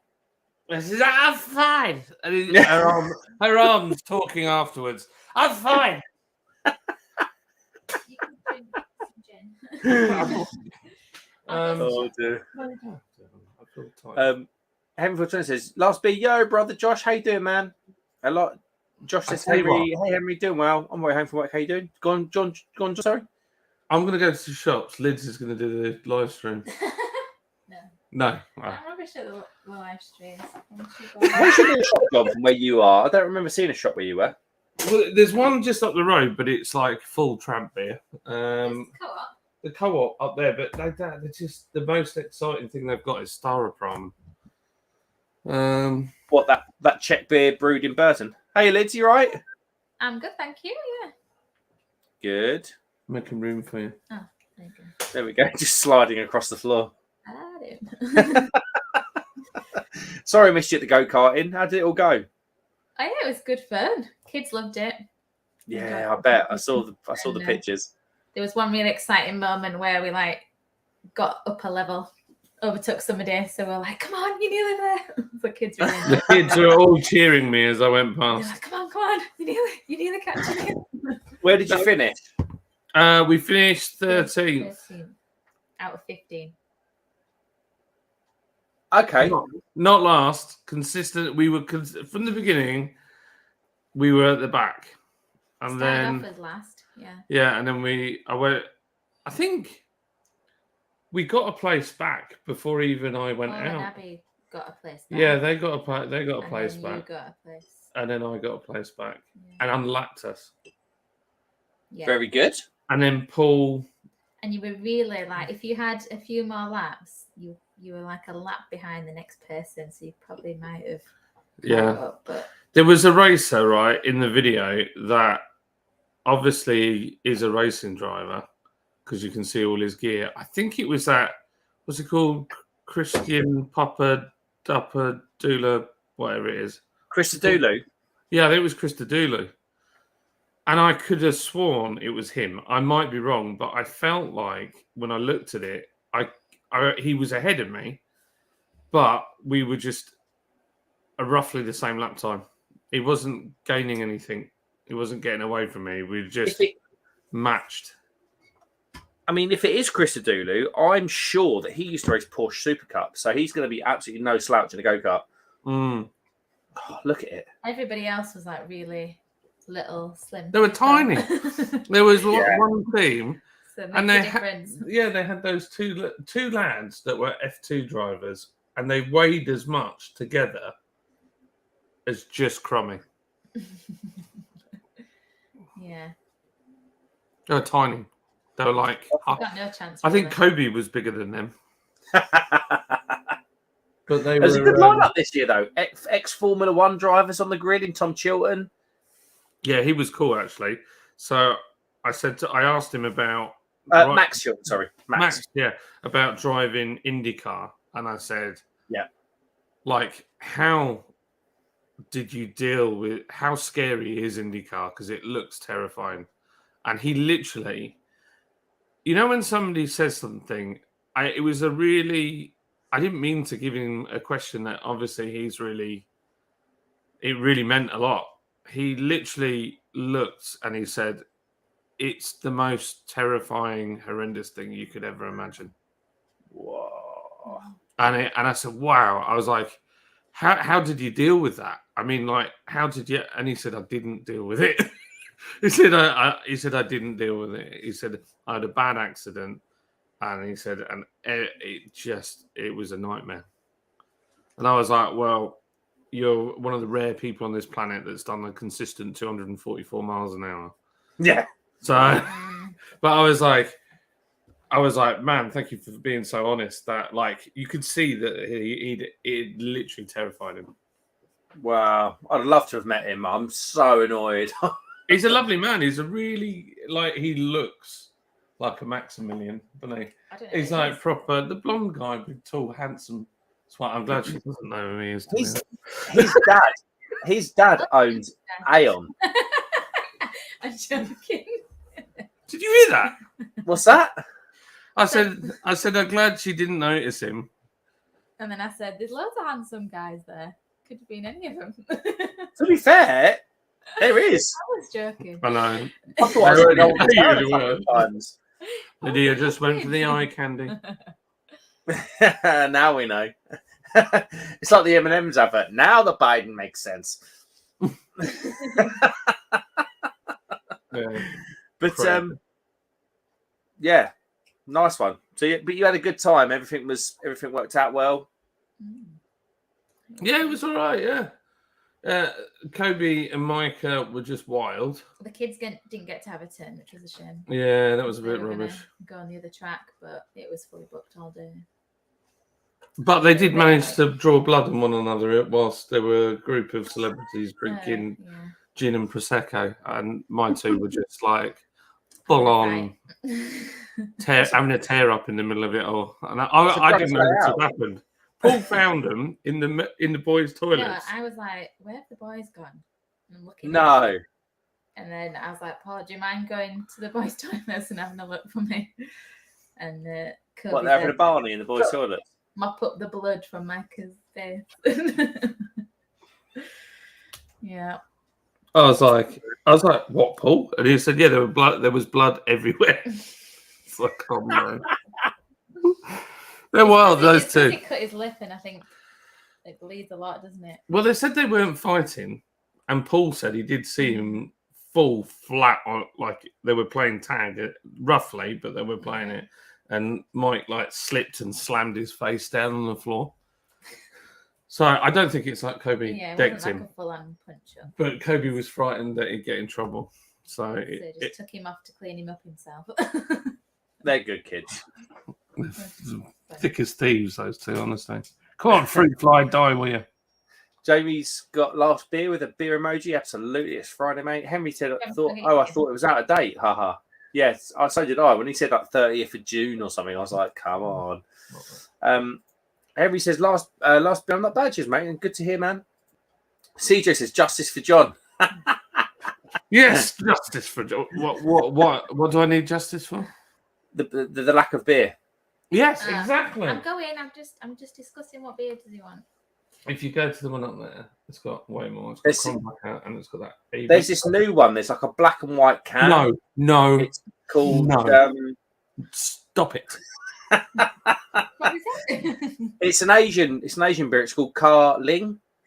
All right, I'll get that one. No, karting. There's one that says ABK. Is it ABK Zoo? Lager. No. It says no. Stop it. Fosters. Right. Cheers. Mark Jones says hop skip and juice started in Tesco. It's also as the two. Not sure if it was brewed with anyone, but it's not bad. It's the one can. Yeah, I think Vocation put two different beers in like the same like yellowy, pinky, greeny can design, and I can never distinguish between the two. Henry says, "Cheers, y'all. Be right back." See you shortly, Henry. Last bit is good to hear all as well, Henry. No. Oh my god. Well, you got the shoes, haven't you? Oh, hill climb. Yeah. Oh, what? It's not far. In fact, look, it's got a little catering on it. Boom. I can enter my Citroen. Oh, I'd love to see that. Imagine the videos filmed. Imagine it. There's this little-known man called Paul's Beer Reviews in the chat. Evening, you sexy bunch of mother fudgers. What are we drinking? Paul, I'm on a Bitburger. John, what are you drinking, mate? Oh, he does have a beer. He found, Paul, this beer is from the garden. It's been out there for about 2 months. It's actually really nice. Paul, I'm on a Bitburger out of the Beer Monster. Oh, my God. Sorry, I'm messing around. I've got to stop. So, obviously, we talked about the beery news earlier. What are you, obviously, Beavertown, now 100% owned by Heineken. Yeah, interesting. It makes me feel a little more confident about the market. So, question, chat. Considering, I guess we are in a recession technically, do you feel like you don't want to go out? Or are you, now you know the energy prices are fixed, are you still going to go out for a beer? Are you going to still go to the pub? Question for chat. Let me know. But yeah, we've had BrewDog shutting 6 bars. We've had Magic Rock being sold to the guy that owns Utopian and other enterprises. Who said it? I think it was Mersey Beers mentioned about North Brewing. They've got 25 grand out in a online ticket selling website that they can't get their hands on. Yeah. Been a busy couple of weeks on the beer front. It is. There's some moving and shaking going on. So, it's definitely, what's the word? It's very challenging at the moment. But, like, last month was a record month again. This month already is not too bad. We've had a good start. Considering there's so much uncertainty, there's still people drinking at the moment. So, yeah, it's not too bad. I'm just going to check something because I'm just going to do a shout out on my. Oh, that's me.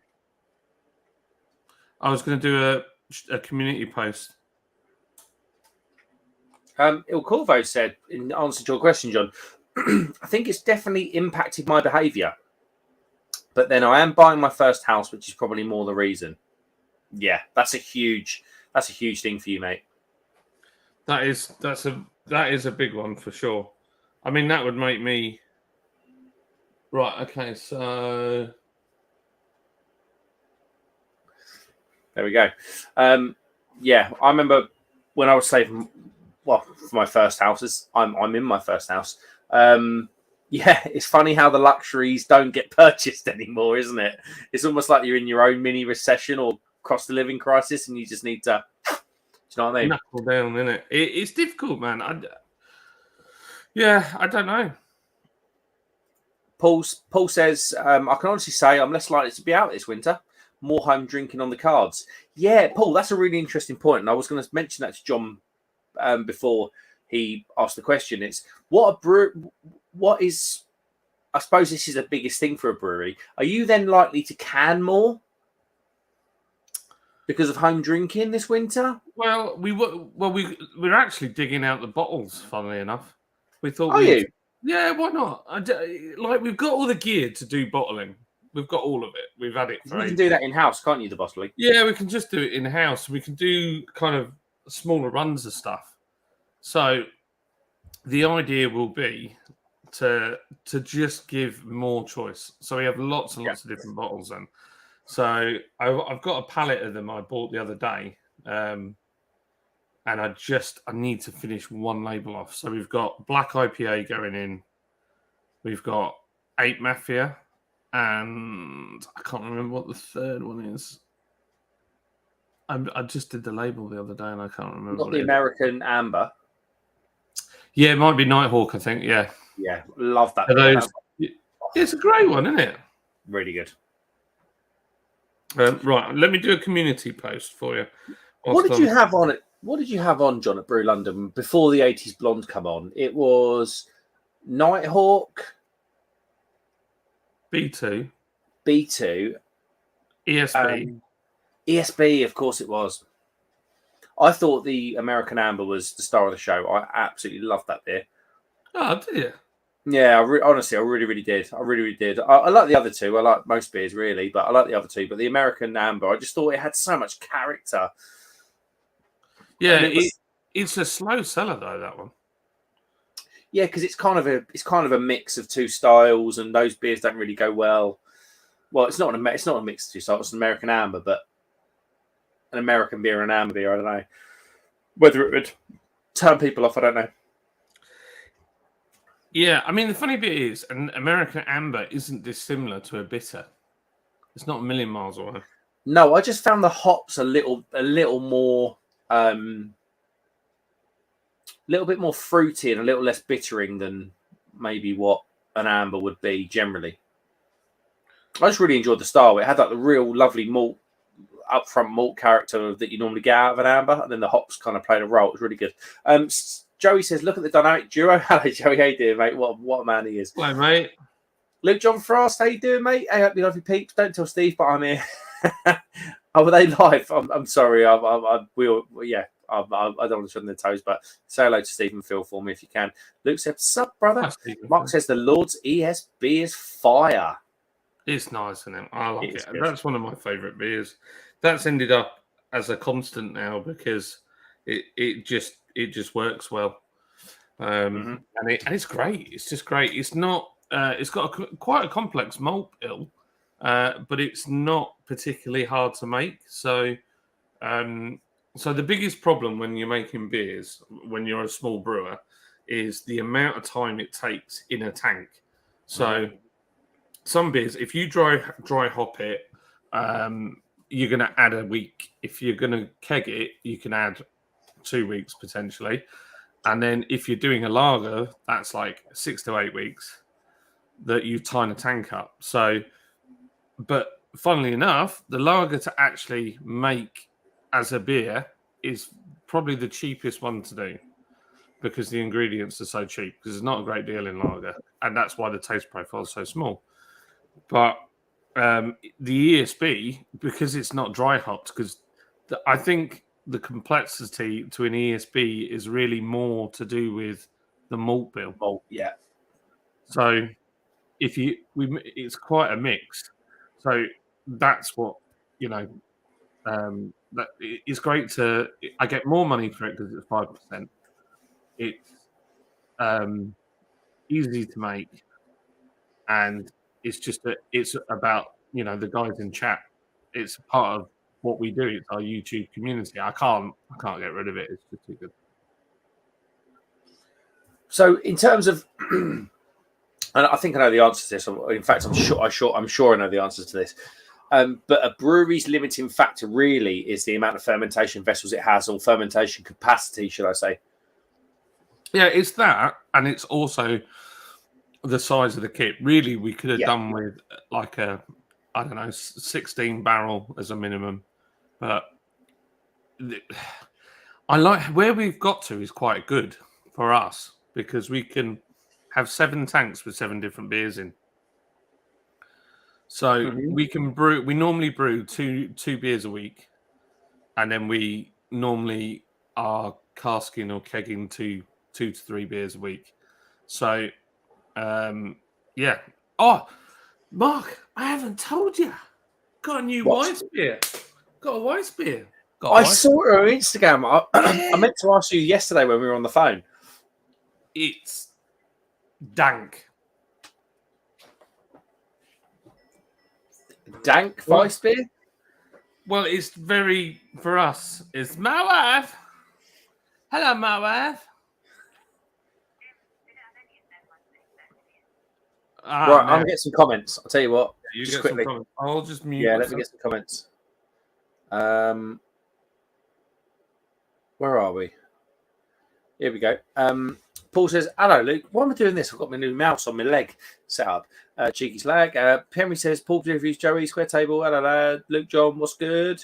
Henry coming in again with that like and subscribe. Thank you, mate. If you haven't liked and subscribed, think about it. I appreciate it. Luke John says, out Henry and Paul, cheeky.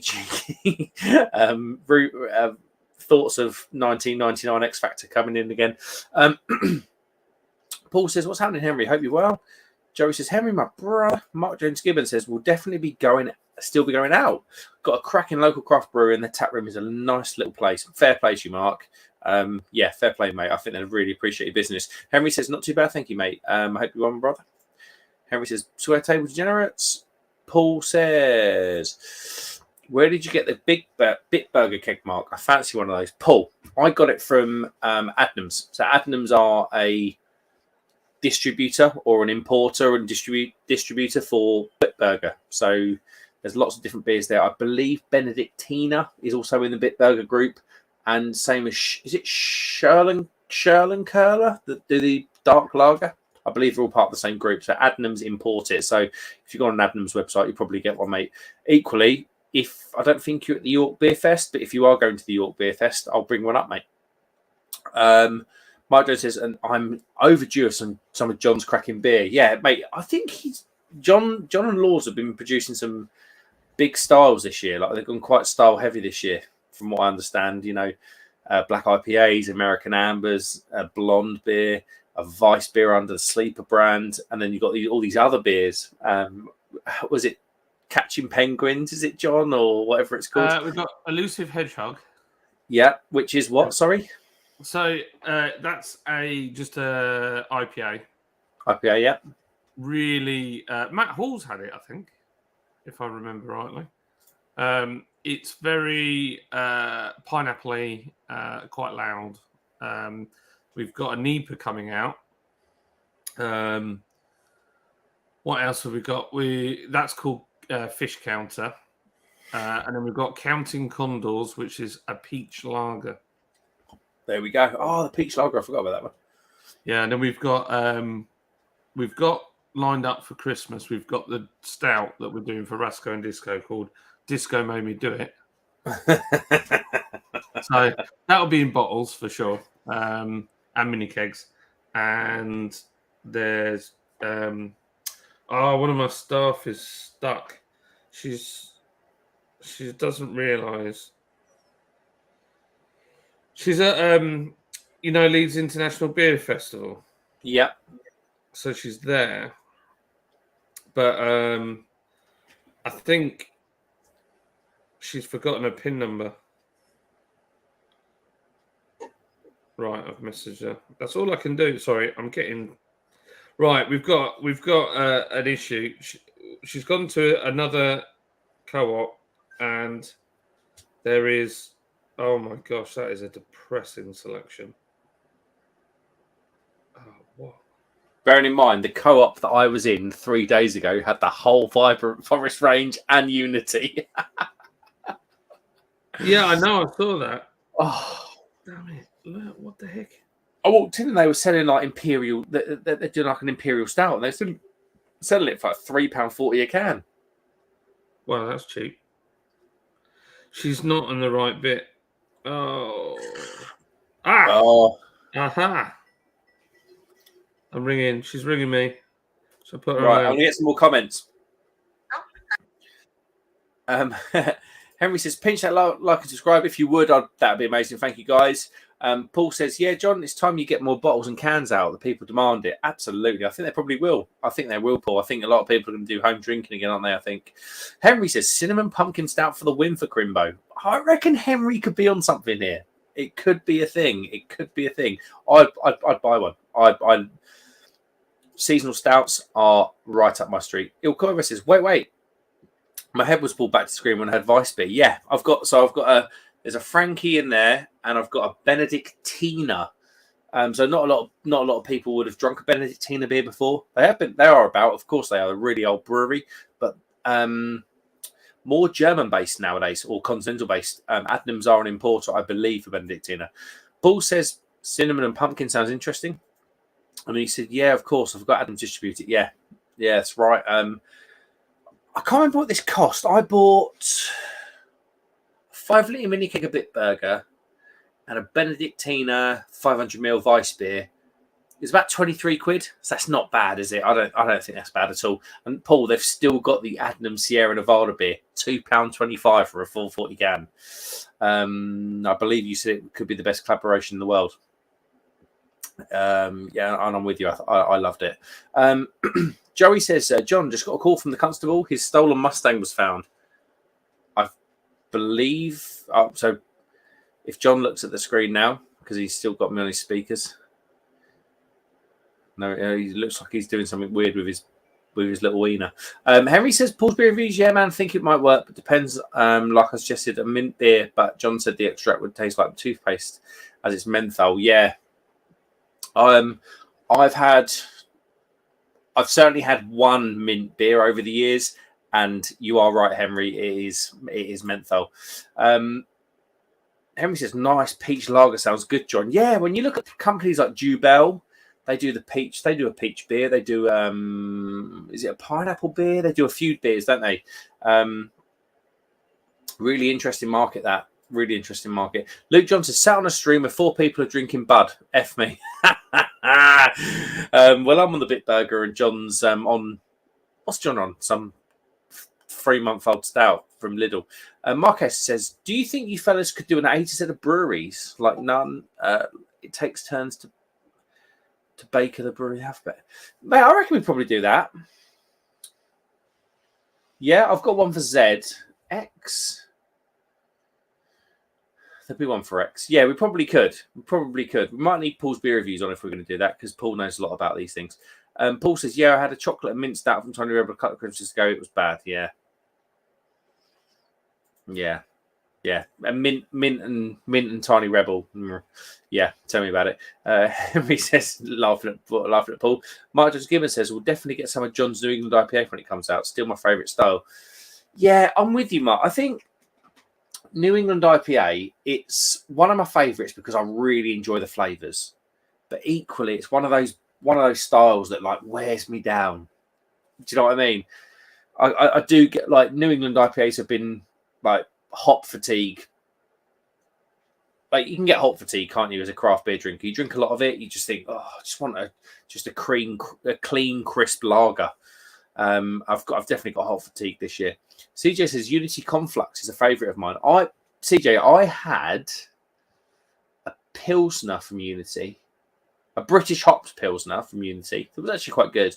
Then I had a hazy pale. It was in a blue can. It could be one of those. I don't know. He says, Henry says again, oh, sorry, I said CJ. Henry again says, pinch that like button, subscribe on your way in. Cheers. Thank you, Henry. What a man. Thank you, mate. I appreciate your support. Ilko says, I would like to assure the chat I'm not drinking Budweiser, the American one. Nothing wrong with the real Czech one. I'm drinking Kronbacher. Well, Kronbacher's banging, mate. 500ml bottles of Kronbacher for about £2 or £3 now. Can't go wrong. Mark Jones Gibbons says, I know where you're coming from there, Mark. Yeah, mate. Honestly, I mean, when was the last time I I can't think the last. I mean, like I say, I bought the whole range of the Vibrant Forest cans out of the co-op, and I've had Vibrant. My second or third ever brewery order was from Vibrant Forest, and I loved all the beers. Like I bought the full range of beers, beer stouts. I had an Imperial Stout barrel aged from them. That was my beer of the year last year. I bought beers like Pooper, which is a hazy pale, West Coast from them.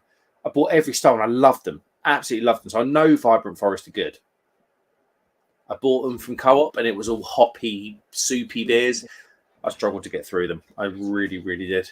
Soup. I really, really did. Yeah. Sorry, I just put myself on mute. Henry says, I agree with hop fatigue, Mark. Sounds like a clean, crisp lager is wonderful. Yeah. John, as a brewer, or not so much as a brewer, but a brewery owner, is hop fatigue a thing? And do you get it? Yeah. Very much so. I do like a good craft beer, but I think, to be honest, I just can't drink it all the time. Nah. Like when we went to the beer festival, when we were at GBBF, I enjoyed all the different beers and trying them. But after a while, I was just like, I just want something plain. Yeah. But it doesn't make it wrong. It just that's just the way I feel about it, you know? So, yeah, definitely get hop fatigue. Yeah, I think it's a thing. Mark Jones Gibbon says, however, saying that, just had a 24-pack of Pales and IPAs from Glenafric today. Speak to me in a week, Mark. Wow. Nothing against Glenafric, just hoppy beers. Here he is. Joe Barnes Dentures. Hello, mate. He said, I'm 100% suffering from the hop fatigue. After a decade of IPAs, I find myself seeking out less hoppy styles, currently drinking lots of Marzens. Oh, you did say that. You did say that in my in the comments box the other day. And yeah, I mean, the Hackish for Mertzen was just an absolute delight. I think I said in the video, it's not a style that I drink a lot of. And every time I drink one, I kind of wonder why I just didn't drink a lot of that before. Do you know what I mean? It's one of those sort of styles, probably because it's lesser seen. You don't see them everywhere, though. That's the other thing. It's not like they're just readily available. You've got to seek them out a little bit. So Lids went to this particular co-op. I'm going to get my tiny violin out in a minute for Lids. So the big co-op at Marsh is really, really good. And it normally has loads of cool beers in. And I don't know who was doing the buying, but somebody's changed. And now it's all gone a bit Pete Tong. So they had ABK Zoo in there. They had Krombacher. They had all the different Leffes. They had loads of weird and wonderful stuff. They had Bitburger. And then, not Bitburger. What's it called? I've been saying Bitburger all the time. What's the other one? Warsteiner? Warsteiner.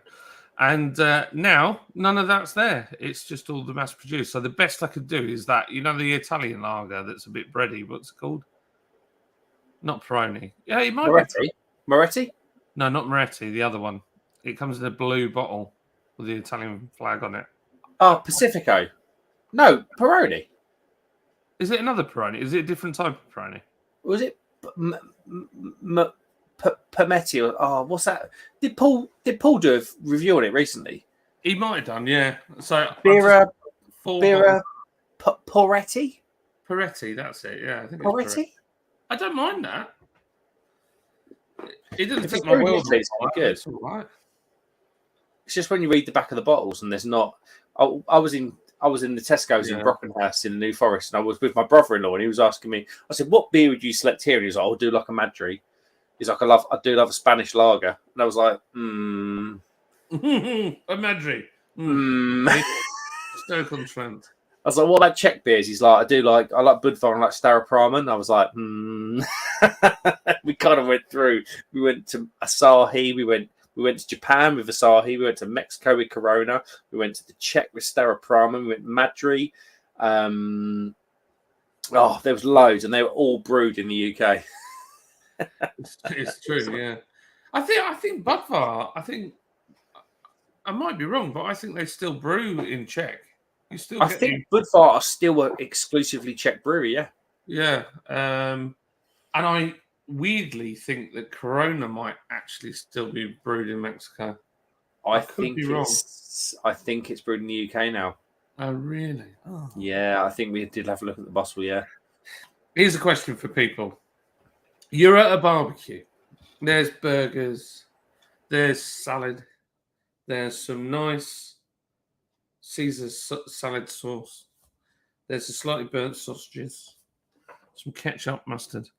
And your friend comes out and says, "Would you like?" and hands you a Corona with lime in, ice cold. Drink it. Would you drink it? Yeah, for me, drink it.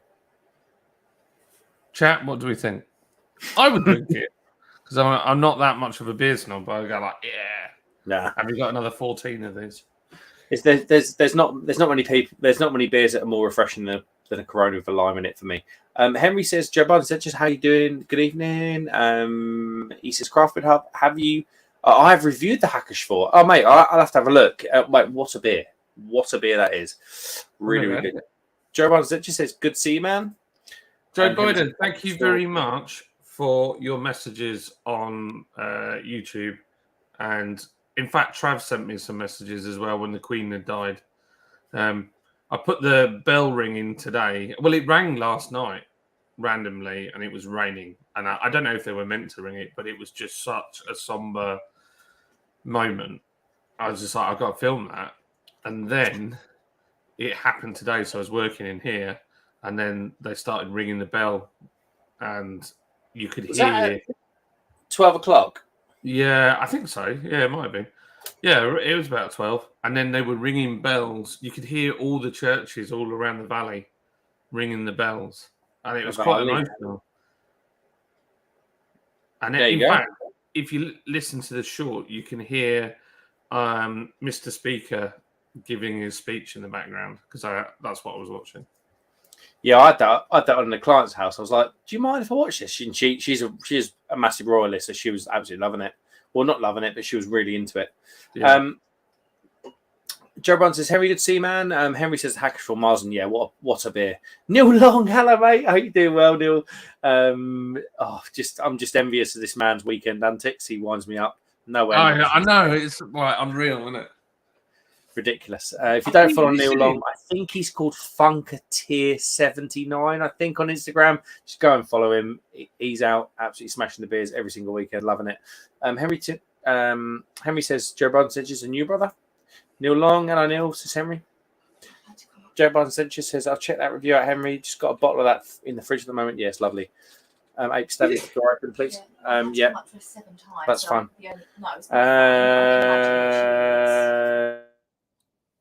Is Apes telling you off? Are you in trouble? He's in trouble, boys and girls. I get this. Dad, you're keeping me up. You're too loud. Joe says, Neil.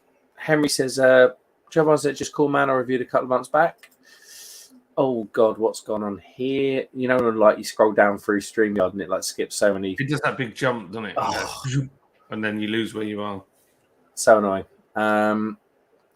Joe says, what is going on? I've lost loads of comments in there. Well, Mark Jones, I agree with you. And Joe Biden. Neil Long says, hi to Henry. CJ says, Peretti is all right. And yeah, Mark Jones says, Peretti, yeah. Ilcora says, loves Madrid. Big fan of Burton on Trent, maybe. Yeah, it's a bit weird. Henry says, Neil Long, good evening, man.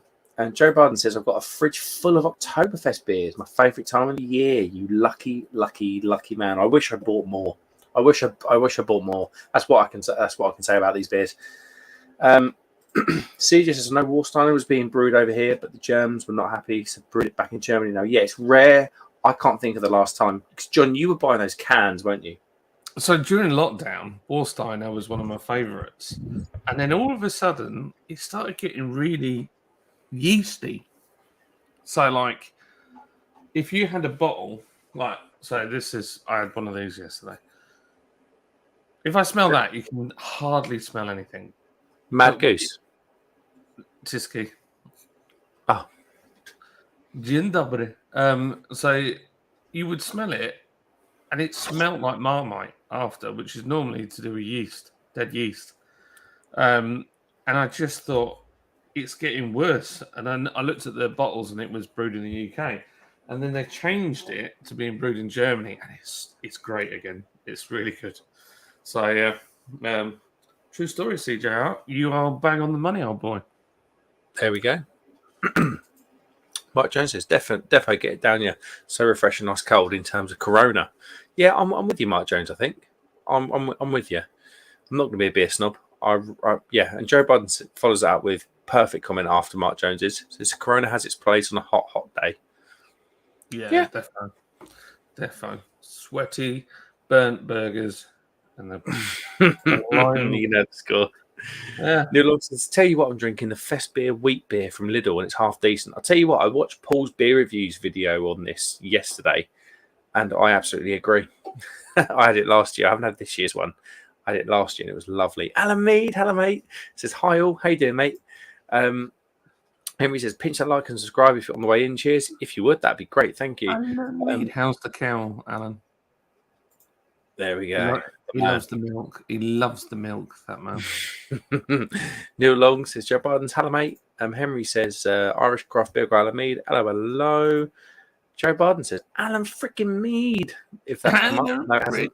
There we go.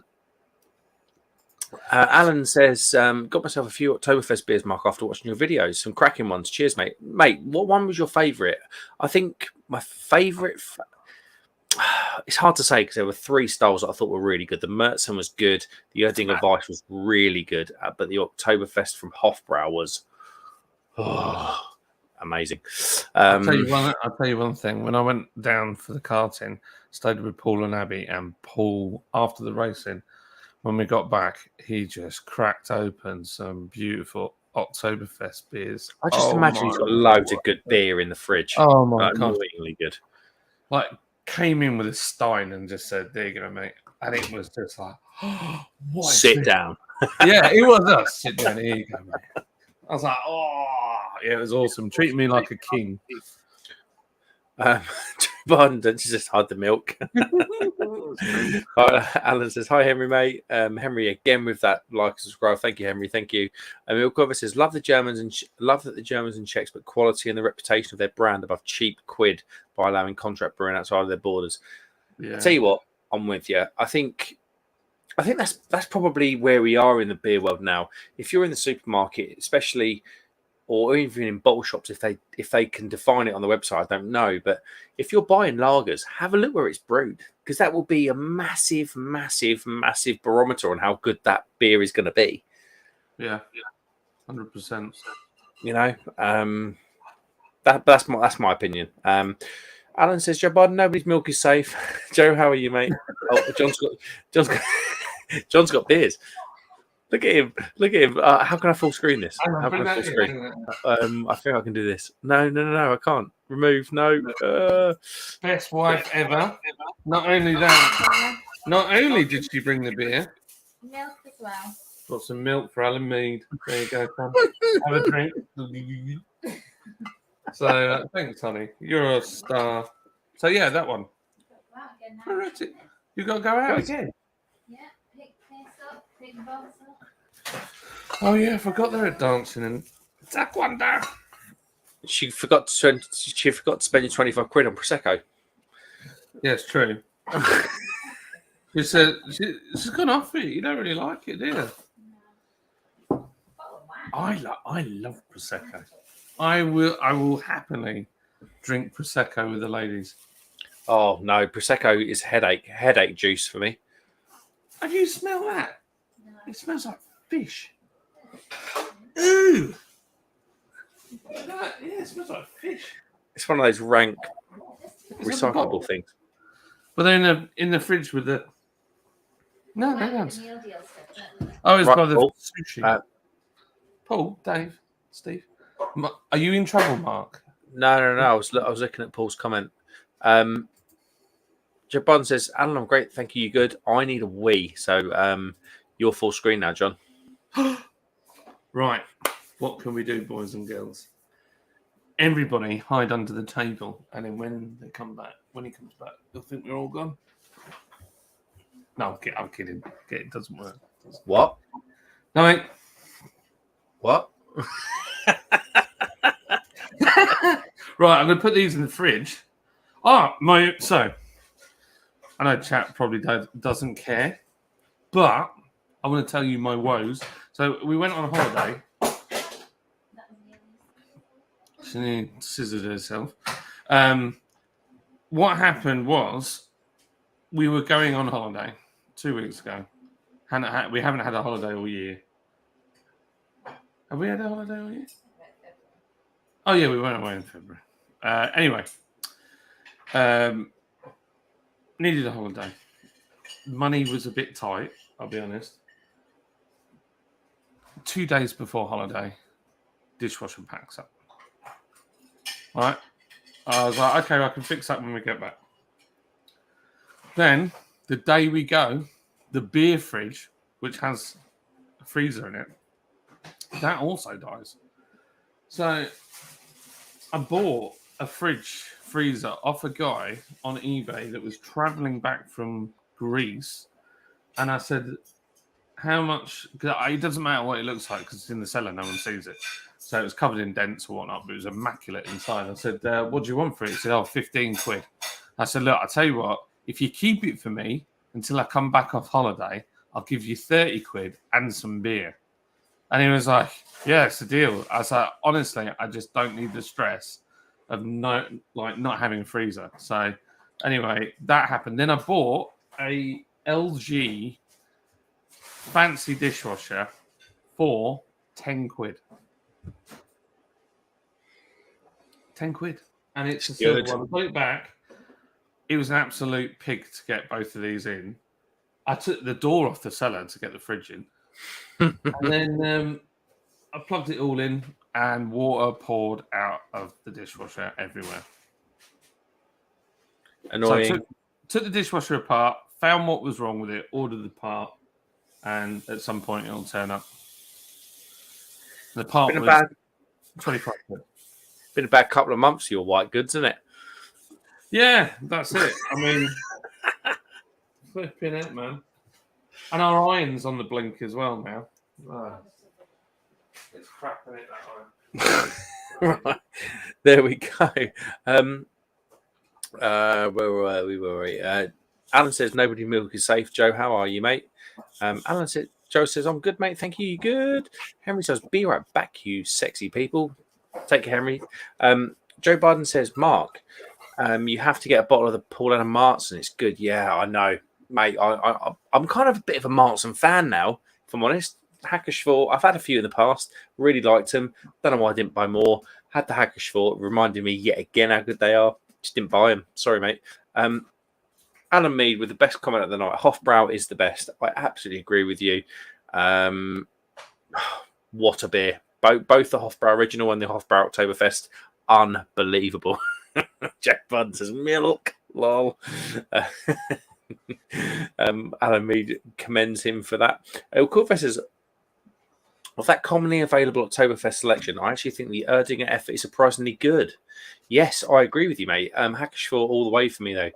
Bill Corvo, I'm with you, mate. I had the Erdinger.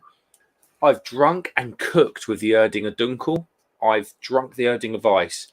I was surprised at how good this was, this Weiss. It's like, it's a Weiss beer turned up to the absolute max, isn't it? Like, again, like let me know what you think, but I just thought it was just it didn't drink 6.1, 6.2, but the flavors were insanely good. CJ says, those bags smell like bad. They do, really do. Neil Long says, I noticed about 18 months ago in Aldi, there was a 12-pack of 275 bottles of Lowenbrau for under a tenner. Nearly brought it until I saw it was brewed over here in something like 3.8. No thanks. Yeah, that's true. I mean, well, I don't know about that, but the Oktoberfest beer, I mean, AB InBev are involved. That's the biggest factor here. Where is it? It says it on the back. There you go. Can anyone see? AB InBev. See that right at the top, near the top of the Yeah. That's the biggest sort of like contributing factor here, I think, in terms of quality. Alan Meters, call for it. I agree. I have that one too, mate. Yeah. I love the Erdinger. I will absolutely buy some more of that. Joe Biden says, Neil, the old bait and switch. Can't get Lowenbrow in the US. Yeah, well, you're probably lucky for that because that was probably the worst beer out of all the Oktoberfest beers that I tasted.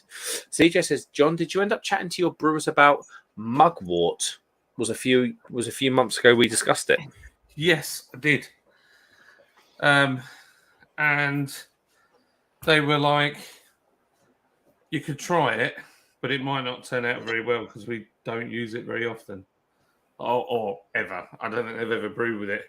So, because we still haven't got the blooming pilot kit up and running yet. It's just a lot of money to gamble on doing it in one go. But you can't, they used to use it. I just found this little bottle opener. I forgot I had it. It's a Yakima Chief one. I've got so many beer bits and bobs, but then I always find myself looking for a bottle opener. I tell you what I can recommend. If you watch our Wish Buying Stupid Thing video, I bought this Bullet bottle opener, and it is so pimping, and it works really well. How are you getting on with the old Beer Monster machine? Look at that. That's stunning. Genuinely love it. Honestly, I'm not joking. I'm not joking. I'm genuinely loving this beer. There's condensation on the glass. It's a German beer at 4.2%. Just look at the way it rocks. Yeah, it's nice. Creamy head. Oh, skunked.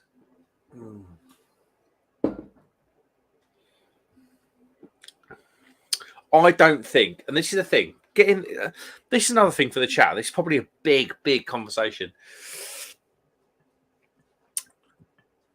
Beer Monster with the hands-on approach or Perfect Draft without having the selection of beers? Because that's the biggest one. So, like, now Perfect Draft have released a Perfect Draft Pro, which is about £350, I believe, with the temperature control. Right. Is it? I don't know. Go on, Mark. No, go on. You go. I just think so. Perfect Draft is a beautiful machine, and hands down, it is better quality by far than a Beer Monster. So you're talking out the box before you put beer in it for me. That's where I am with this. Yeah. Yeah. Beautiful bit of kit. Like, genuinely, if somebody said, "Oh, I've got one of these cheap, would you buy it?" Yeah, I would. Yeah. Would I give £350 for it? Let me just clarify that. I'm sure they're that pro, the Perfect Draft Pro. Because if you're in 350, Mark, you might as well buy like a Linda Pygmy or a Porter Pint from Mobile National Bars. You can buy a half price. Oh, sorry, you can buy half price. Listen to me. You can buy a second-hand Linda Pygmy 2-tap for £500, and that is like pro bit of kit. Like, my mate runs a tap room down in Kent, and he's got 3 Linda Pygmy 2-taps, and he gets some of the country's best craft beer, and he serves it to an insane level. Honestly, it's fantastic. Those machines are incredible. There's let me just find this. I think the National Mobile Bars, they're called. They're really good, and these guys sell all sorts of machines. See, for me, and Perfect Draft, they're caught by AB InBev, so they're going to be marketed out to hell. So they've got the wraps, they've got all the most well-known beers, they've got even guest beers in from like Vocation stuff, Life and Death, that went on a couple of months ago, I believe. But I've gone down to my Adnams shop, and I stood in Adnams, and I was like, I could have anything in Adnams. I was stood up. If I went to Ampersand do 5-litre mini keg, I go to my local craft brewer and go, I'm going to put your beer in the Beer Monster. That's the biggest selling point for me. I'm not bothered about the hands-on thing. I'm really not. It's my job. We're all I say I say most men. I'm generalising a little bit, but most men are quite hands-on guys. Yeah. So connecting the gas taps, is it that much for drama? No. Is putting a bit of gas, like when I reach over and touch that knob there, that's not when I reach over and where is he? When I touch that. No, but when I reach over and touch that knob there, is it much of a drama? No. Well, I'll tell you what, actually, classic case in point in this is the Vocation Life and Death when it initially came out. And it was so overcarbonated, people couldn't pour it. Really? Yeah. Oh, yeah. It came out. It was massively overcarbonated. From the videos that I saw and the people that I watch, Simo moaned about it. Simon moaned about it. Let me. I'm going to stick this in chat. This is we sell our beer on here with these guys, and they are probably the cheapest in the UK for Linda Pygmies if you want to buy a new one. But they also do another one called a Porter Pint, which is a British version, which is, I think, pretty much a clone of the. Oh, that's me again.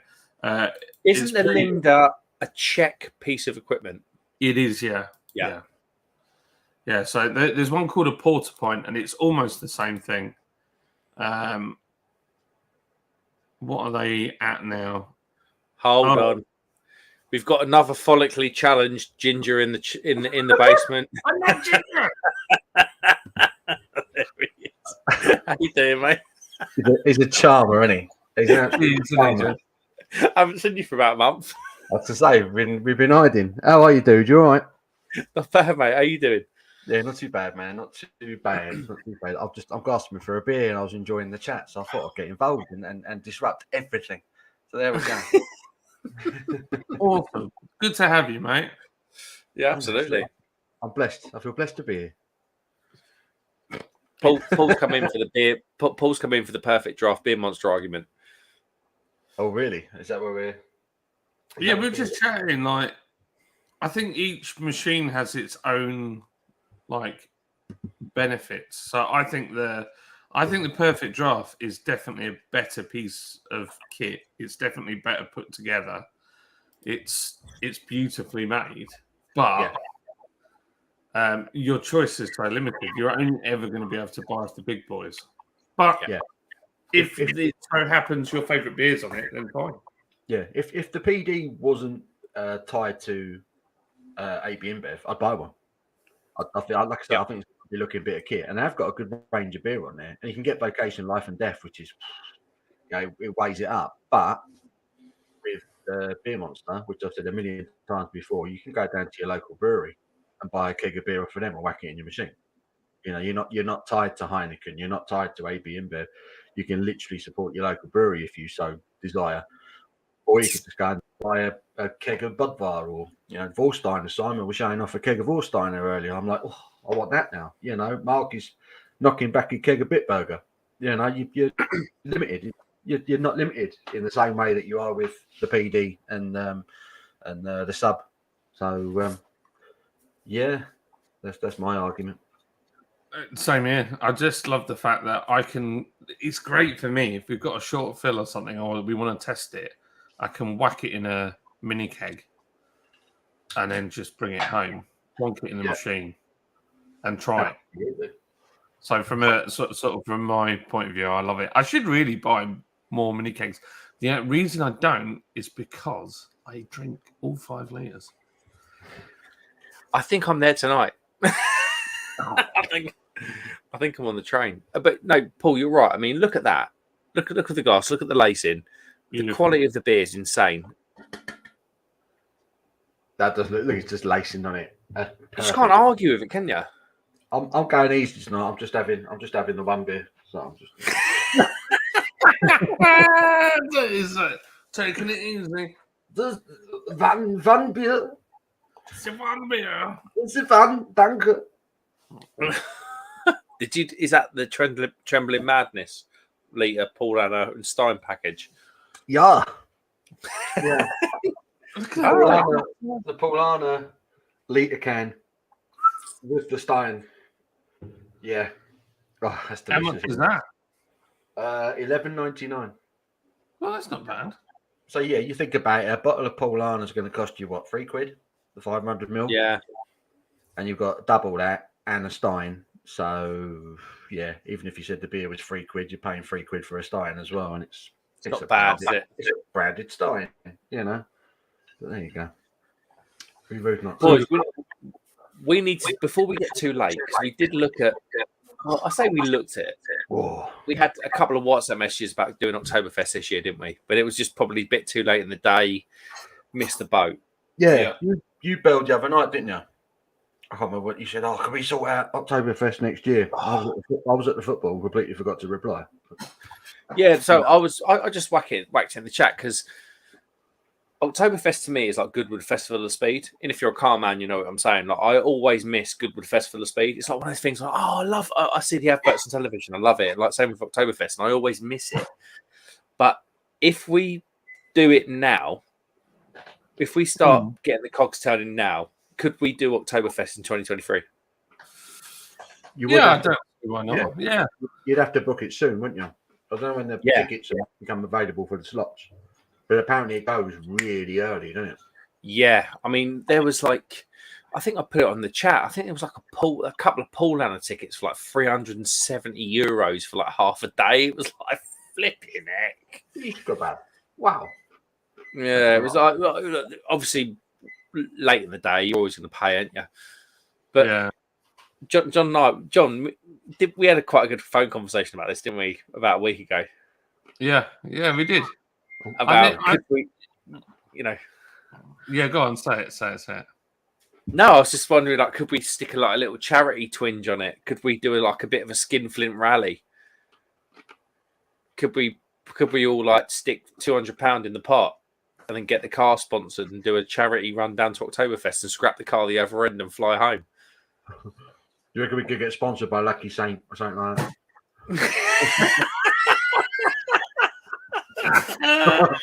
That'd be crazy. No, not knocking them. It's just funny. But driving along, just trying not to be. Hey, we're drinking beers, but it's alcohol free. Get yourself over to Lucky Saint. Yeah, I think you still get trouble for that. But imagine it. It would be funny. It would be fun. I had another idea because the NC 500 is like so expensive to do. Yeah. The guys at Car Throttle, Alex Autos and those guys, they did their version of the South Coast DSC 500. And that's not that much to do. And with you two being down south, could be. We talked about this, didn't we? Yeah. Just doing it in the vans. Joe Biden, this is the it's just the Fest beer. It's not their Märzen, although it's slightly a maltier version of the Hellers. So it's kind of working its way towards the Märzen style, but it's not quite. It's just a more easy drinking version of the Hellers lager. One of the original Fest beers. One of the originals. It is actually a Munich brewery, so they're actually allowed to put the word Oktoberfest on their cans. If you're you can't do it, can you? So no, I think the biggest thing for Oktoberfest for me was a lot of the research. I was really interested to find out like all the laws and stuff that like protect Oktoberfest and why companies like Schneider Weiss are doing a Fest beer, Ayinger are doing a Fest beer, yet Paulaner and Lowenbrau could do Oktoberfest beers. It was really interesting to find out the sort of geographical laws and stuff behind it. Yeah, it's been a good little journey, these Oktoberfest beers for me. But that would fascinate me. Is if you went to Munich during Oktoberfest beer, does that mean you wouldn't actually be able to drink any Ayinger? It's not available. It's not served. So Ayinger wouldn't be served at like the official Oktoberfest events. Right. It would be purely like a marketing thing for a German brewery like Ayinger, Schneider Weiss, Erdinger. No, Erdinger can brew an Oktoberfest beer because they are in the city limits of Munich, and it's all to do with like where the water's pulled from. So apparently, sorry to bore you, but all the breweries that can produce an Oktoberfest beer have to pull their water from the same Munich water source, I believe. There's lots of stories online, as you can imagine. This thing's been going for like 300 or 230 years or whatever it is now. So yeah, there's lots of sort of funny little rules and laws protecting these guys. You say it's very traditional, isn't it? You know, but bang up for it. I'm bang up. Oh, can you imagine doing it? Oh, it'd be mega. Yeah, I can imagine doing it, and I can imagine feeling horrendous afterwards. I'll tell you what we'll do. We'll do 2 days at Oktoberfest and then 4 days at a Bavarian spa retreat near the airport before we head home. I was going to say 4 days in rehab afterwards. They will need it, yeah. How's the old Peretti going down, John?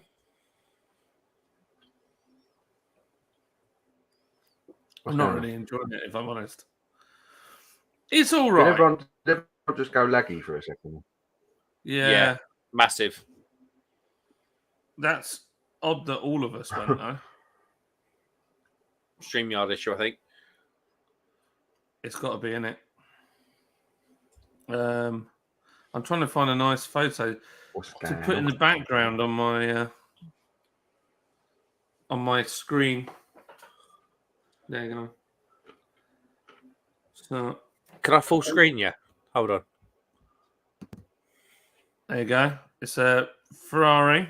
What else have we got on here? We've got a whale in space. There you go. Because why not? I'm trying to see. There's so many weird things on here.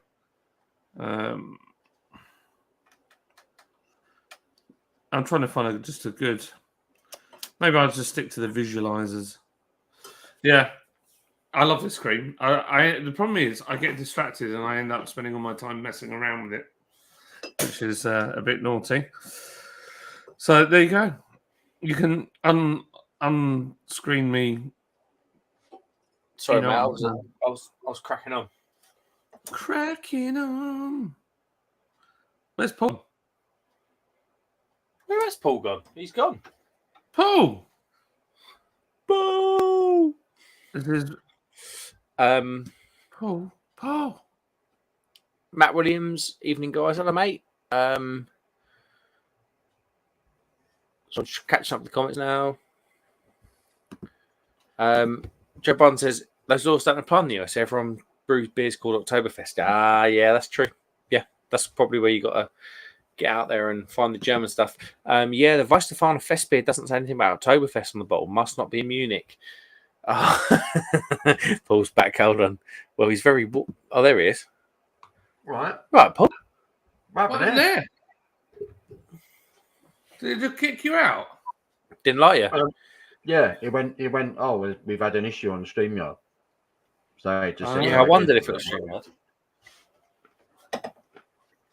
Did you all get kicked out as well? Was it just me? No. No, it just went lucky as hell. Oh. I don't know what the viewers are seeing. We don't ask that question around here because it's brutally honest comments.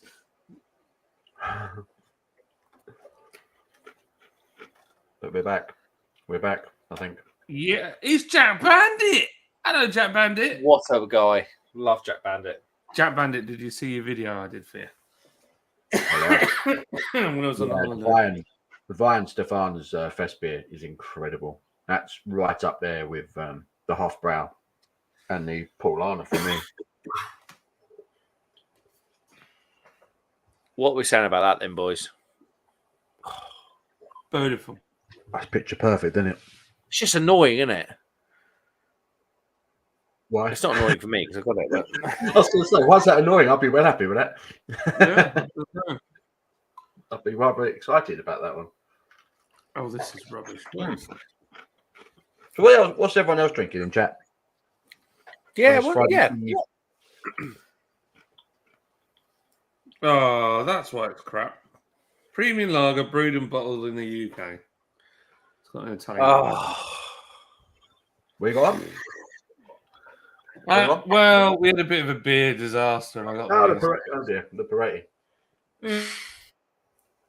Worst. Well, I enjoyed it on holiday, but maybe it's because I was on the holiday. I was doing it again. Doing it again. It is. It might be your internet connection. I think it's yours, Paul, because you look like you've got your eyes closed, praying to God. It does look like you're praying. To be fair, I can hear you. No, we can't hear you. Jack Bandits. Jack Bandit's waving. Joe Biden says, Jack. Henry says, Jack, thumbs up. Henry says, that's what you call a glass. Haha, Paul's beer reviews. Yeah, that was a good one, isn't it? Sharky says, I wish Mark could pour a bit. Sharky, I'll have you know, that's a little bit head lacking, actually. It's true. So we are where we are. Henry says, not bad glass either, the craft beer. Mate, honestly, this Schneiderweiss glass is going to get so many run-outs on this channel. I haven't got a nice long lager glass that isn't too bougie. I've got that kind of like gold, white, black one, John, the one that John loves. I like that one. But this is... I think this cost like £4. And I was like, mate, I'm all over that. How does this fruit pie keep surviving?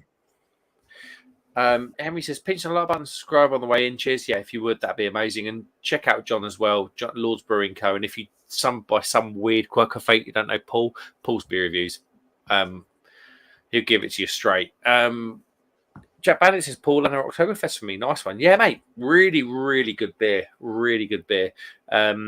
Beautiful. Yeah, Paul and I have got some bloody good form. In the Bavarian beer brewing industry. Joe Barnes says, 23 watching. What's the record for the stream? Congratulations on passing 500, by the way. The record on the stream, we got to high 30s once, but I think that was like tag. Like when you make these streams, you make tags, and I think I just went really well with the tags, just luckily on one time, and it kind of is what it is.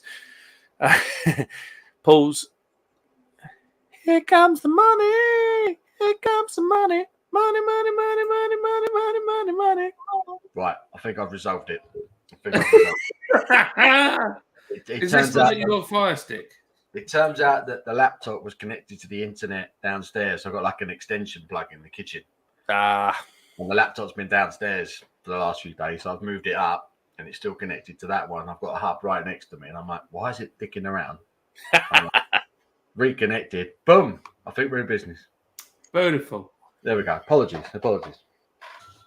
I have a fruit fly that's driving me mad. Paul, have you done the Oktoberfest beers this year? Have you filmed them, or historically, what has been your favourite Oktoberfest beer? Jack Bandit's coming with Paul Anna. Yeah, I did them all last year, and the standouts were the Weihenstephaner and the Hofbrau. Yeah, and this was like a close second. The Paul Anna was a close second between them two. Yeah. But because this one's so readily available, you can get it all the time. So it's probably my go-to, just purely on availability basis. So did anyone find the Spaten? Hofbrau was good, wasn't it? Really good. I mean, what were the ones that you gave me, Paul? What? Sorry, I keep looking like I'm fitting, but there's a fruit fly that's driving me flipping mad. And I'm trying to catch it, and it is like a ninja. And it's only one fruit fly, but he's just like mocking me. They are. He's like, yes, that flies straight past your eyes. What were the beers that you gave me? They were flipping awesome. The one you really liked was the Weihenstephaner. Oh. Yeah, you got a bit excited about that one, so I gave you an extra one. Oh, it was just like lush.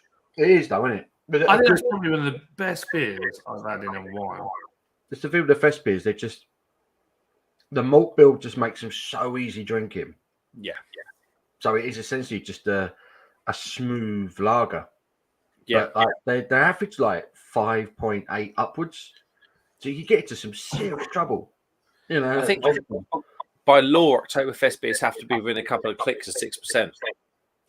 No, the Hofbrau's 6.3, I think. That's a lot. That's a big beer. Yeah, it's 6.3, yeah. Yeah, that's a big beer. Especially if you're doing one of these bad boys. You're doing a style of that, you know. I think I said in my video, it's no in my Hofbrau video, and again in the Paulaner, I think I said, no wonder they're all so pissed in Germany when this event comes around. Because if you're drinking that at 6.3, yeah, you ain't got a choice, have you? You're getting drunk. It doesn't matter. I mean, I've heard it takes so long to get a drink at these things. That's probably why they stay sober. But you're in trouble, you know. Practically, as soon as you get the first round in, you start making your way back to the table. You've got to send your other partner up to get up and get the next round, you know. So it's double ordering sort of thing. Yeah, I've heard it takes ages, but I don't know. I have 74 pints of Oktoberfest Hofbrau, please. We see this, Paul. I got this off a mate of mine. Is that a warthog? It is a warthog. I got a bottle opener, which I've lost already. I've got this Kuna Matata glass, tumbler, whatever it is. It's nice though. Wow. And I've got some beer mats. Ooh. Yeah, I thought it was a good gift, but none of us can work out what it actually says. John, can you just talk to us about beer mats for a sec? Oh, don't get me started. Well, you just said I've got beer mats. Bon is bent. No, and see, I get it. I get it. If you go into a place and you see a beer mat, I'd take it. Why not? Because that's great. But it's when people. In fact, I'll tell you a funny thing. Since I've done that video, I have not been approached once for a beer mat. Not once. Piss off, you bloody beer mats. Yeah. beer mat bastards. Beer mat bastards. Yeah. Beer mat bastards. Oh, come on, you swine. That's the best thing about that's one of the best things about beer festivals. That's a bit extreme, isn't it? I'm sick of them. Setting it on fire. Yeah. Literally, couldn't you just get like an aerosol spray and just fire that at it? You don't have to torch the bastard. Well, I wanted to cook it. I've got trying to kill a fruit fly. But you've got that. You've got that right there. But you'd rather use fire. Yes. Fucking Rambo sitting there. Jesus Christ, what's wrong with this stuff? Right, you spray it in the air and then it coats everything and then it tastes like that and it smells like Do you know what this smells like? This smells like a caravan holiday on the Isle of Wight in the 80s. That's what this smells like. I don't know. Mate, I just went on a caravan holiday in the New Forest in the 2010s or the 2020s. Brockenhurst. Honestly, I went there as a kid when I was a little tot. I'll say the funny thing. So if you can't see, it's like this box here. This is on a fridge, like a little. I'll lift it up. There we go. Right, this little fridge here, and this particular fridge is. There we go. It was a camping fridge, but it became my beer fridge. So I got the beer fridge out today, and it still had the contents of the camping holiday inside of it, but it hadn't been chilled for 3 days. 2 days. 3 days. Nearly 3 days by the time I picked it up. It stunk. Honestly. Thank you, boy. To the point where I was like, I don't know if I want to put my beer in there. Do you know what I mean? It's horrible. Vinegar was the thing. I think it had frozen peas in there that weren't frozen. They just went weird. Joe Biden says, 23 watching. What's the record for the stream? Yeah, like I say, like upper 30s, I think, one time. Concurrent. Jamie C says, Paul praying for better internet connection. You were frozen like this. Yeah, it was a bit weird. I've had enough Oktoberfest beers to have another Shocktoberfest. Yeah, good for you, mate. Do it. CJ says, Mark, I sent you links to the Pilsner glasses I use. I think they're $12.99 for 4. That's good for Pilsner glasses. You normally be looking around £3 or £4 for each for one of those. TK Maxx. In fact, TK Maxx by Paul's house. Yes. Well, this is the thing. Glasses in it. I once asked, and it was more about ski equipment. I was like, why did TK Maxx's in London have better ski equipment than what the TK Maxx's in like at the time when I lived in Kent? It was like Mesa and Ashford do. They were like, everything goes into London, and then everything doesn't get sold out at TK Maxx goes out, and it goes out, and it goes out, and then it falls off a cliff and it goes into like, I don't know, eBay or whatever. So if you want TK Maxx bargains, I've had it from the horse's mouth. Go to London. Really? Yeah, seriously. I asked the question. TK Maxx bargain. Slumberjack. It's made in Ireland. And they roast a lot of coffee for other people. And I think this was like £3. And it's the beans. And how much? 1 kilo of coffee beans for £3. That's really good. That's annoyingly good. Compared to our American friends will appreciate the fact that I've got these Dunkin' Donuts original blend coffee beans. Oh, is that what you bought in TK Maxx? Coffee? I buy coffee in TK Maxx now and again. How random is that? Surrounded by £15 Ralph Lauren polo shirts, comes out with coffee. Yeah, no, we've got a Dunkin' Donuts in Yorkshire now. Got some Ralph Lauren coffee in TK Maxx. When I was in New York, right? We met these guys who had a wood yard, like a lumber yard, and they were hilarious. And Adam Woodyard, a lumber yard. That was Ian Beale out of EastEnders, wasn't it? Yeah, it was. And true fact. And I said to him, I was like, where do we get good coffee? Like, what's good coffee like around here? And they're like, well, if you're a goddamn liberal, you go to Starbucks. Everybody else, they like a Dunkin' Donuts. So I was like, all right, okay. So, Dunkin' Donuts do coffee. Like, we had no idea. We went. I was like, that's really good coffee. So now you can buy it. We've got a Dunkin' Donuts not far from us. So I drive up there. And I go in and I buy a few bags. And it's not that expensive. But yeah, I like Dunkin' Donuts near you. Unbelievable. And the kids love the donuts when I go in. Sharky says his Oktoberfest ratings are: number 1, Weiss Stefana Fest beer; 2, Hofbrau Oktoberfest; 3, Paulaner Oktoberfest; and 4, Spartan Oktoberfest. I found Spartan a little bit, I don't know, underwhelming a little bit because I'd had other beers from theirs and I really expected big things. But yeah, I totally agree, 100%. First off, with Shark's top 3, Weinstefana, Hofbrau, and the Paulaner are my top 3, definitely. And the Spartan, with you, totally underwhelmed by it. Yeah. What's the Spartan Pilsner? Is it a Pilsner or lager that they do? They do a Hellas lager, don't they? That's like their most that's most popular beer. The Hellas lager. I had it not too long. I got it behind me. Really but when you're doing all these Oktoberfest beers, and you're having Weinstefan and the Hofbrau and the Paulaner, and then you have the Spartan, and you imagine it's going to be banging, but it was like clearly worse than the other 3 that we'd mentioned before. Not saying it was a bad beer, but when it's a fest beer, you kind of expect it to be special, an upgrade on the Hells, and it just wasn't for me. Do you think, I'm going to throw this out here, do you think they appeal to a different part of the market within Germany?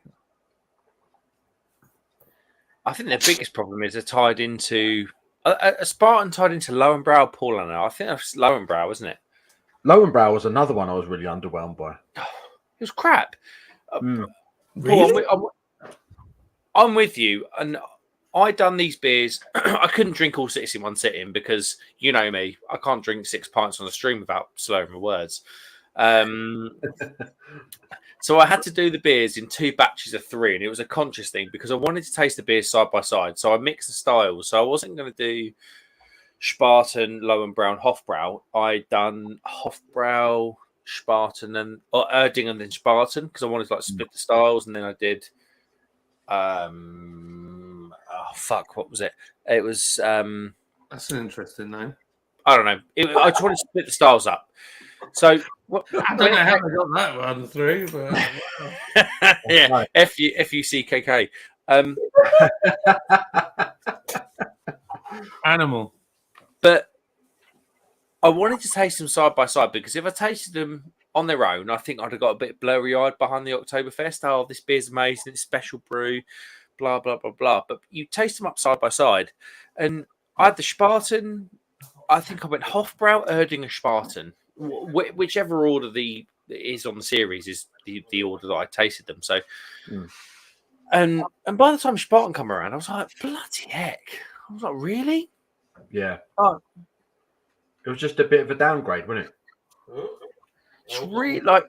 I think I said I liked the Spartan. Don't get me wrong, but I thought that would be the best. I thought it was going to topple Hofbrau. I put Spartan on the pedestal, and I thought it was going to be amazing.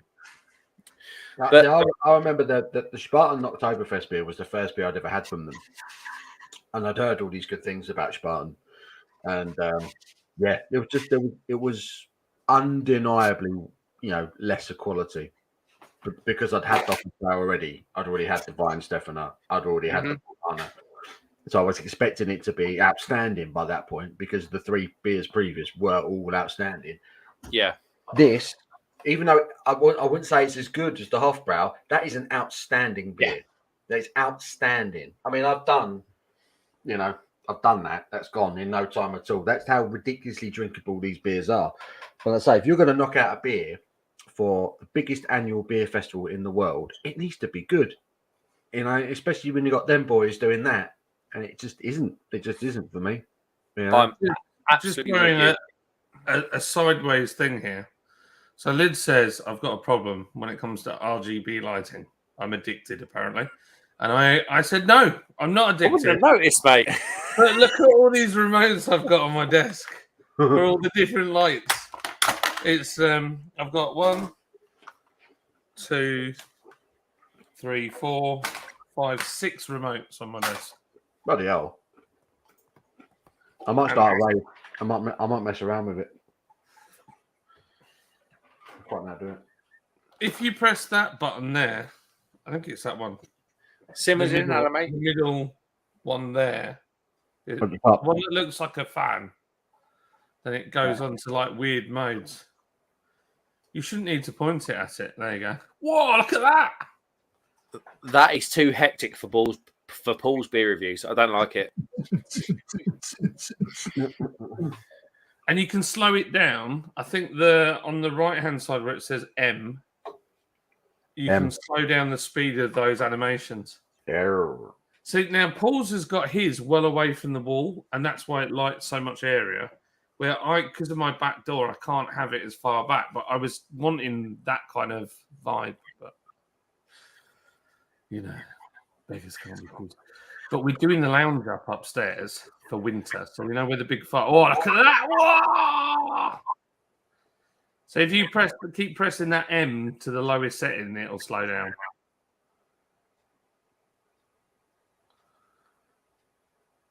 Will it? No, it's different on yours. That's actually just changing colour now. Oh, right. Okay. Oh, I've got an echo. Okay. Shall I go and get the Benedictine and Vice beer? I just had an epileptic fit. You need to get some comments, old boy, before you. Yeah, I know. I've just skipped to the four. I've done that like cheat thing where you like skip forward to the front and then you like feel guilty for a front commenting. Simo's in, hello, mate. What a funny old week. Yeah, tell me about it, mate. It's been a crazy one. Tell me about that. Thomas is in, hello, mate. Sorry if I'm not going to click because I just need to catch up. Disco says, but John, have you got any spare Lord's beer mats though? Yes. Jack Pants, make a vinegar trap for those flies, John. Yeah. So how do you do a vinegar trap? Is it just like a bowl with vinegar in it? Come under my armpits and find out. They smell pretty rank after. Well, I tell you why fruit flies come to you, because they can smell. They're attracted to CO2. So your beer is obviously giving off CO2, and then okay, and your breath. I feel like this comment needs some discussion. Spartan, I like the way you say it. It is epic. Spartan. How you doing, Joey? I feel like Joey's streaming ages. I need to go and annoy him. Biden Century says, anyone had the Aying of Brauweiss? I haven't. No. So that's their Munchner Hill. That was very good. That was very. I preferred that to their Oktoberfest beer. Yeah. Surely it should be the other way around. They do a non-alcoholic one as well, which actually is really good. They're non-alcoholic lager. Such a low and bright AB InBev thing though to do that, isn't it? I love Iger. Iger, like full stop, one of my favorite breweries in the world. Their Weizen is the best in the world for me.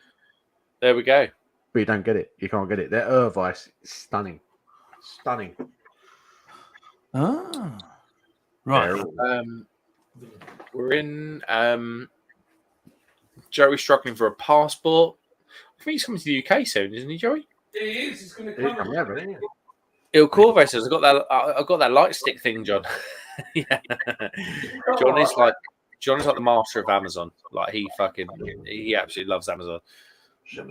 I love it. Although I need to do a review on this microphone because they sent it to me for free to do a review, and I haven't done one yet.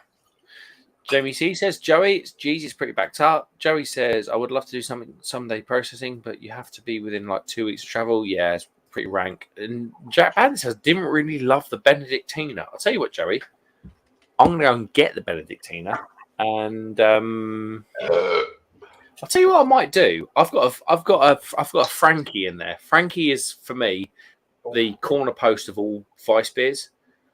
I think everything has to work off a Frankie. So I'm gonna pop the bottle on a Frankie. I'll pop the bottle on a Benedictina. It's easy for you to say. What are you gonna do? Blah, blah, blah, blah, blah. I thought that's what you said. And then I'll let you know what I think. I think. So I've just refilled the Stein with the Little Fest beer. I picked up a couple of cans of that this week. It's just come back out. Beautiful. Beautiful.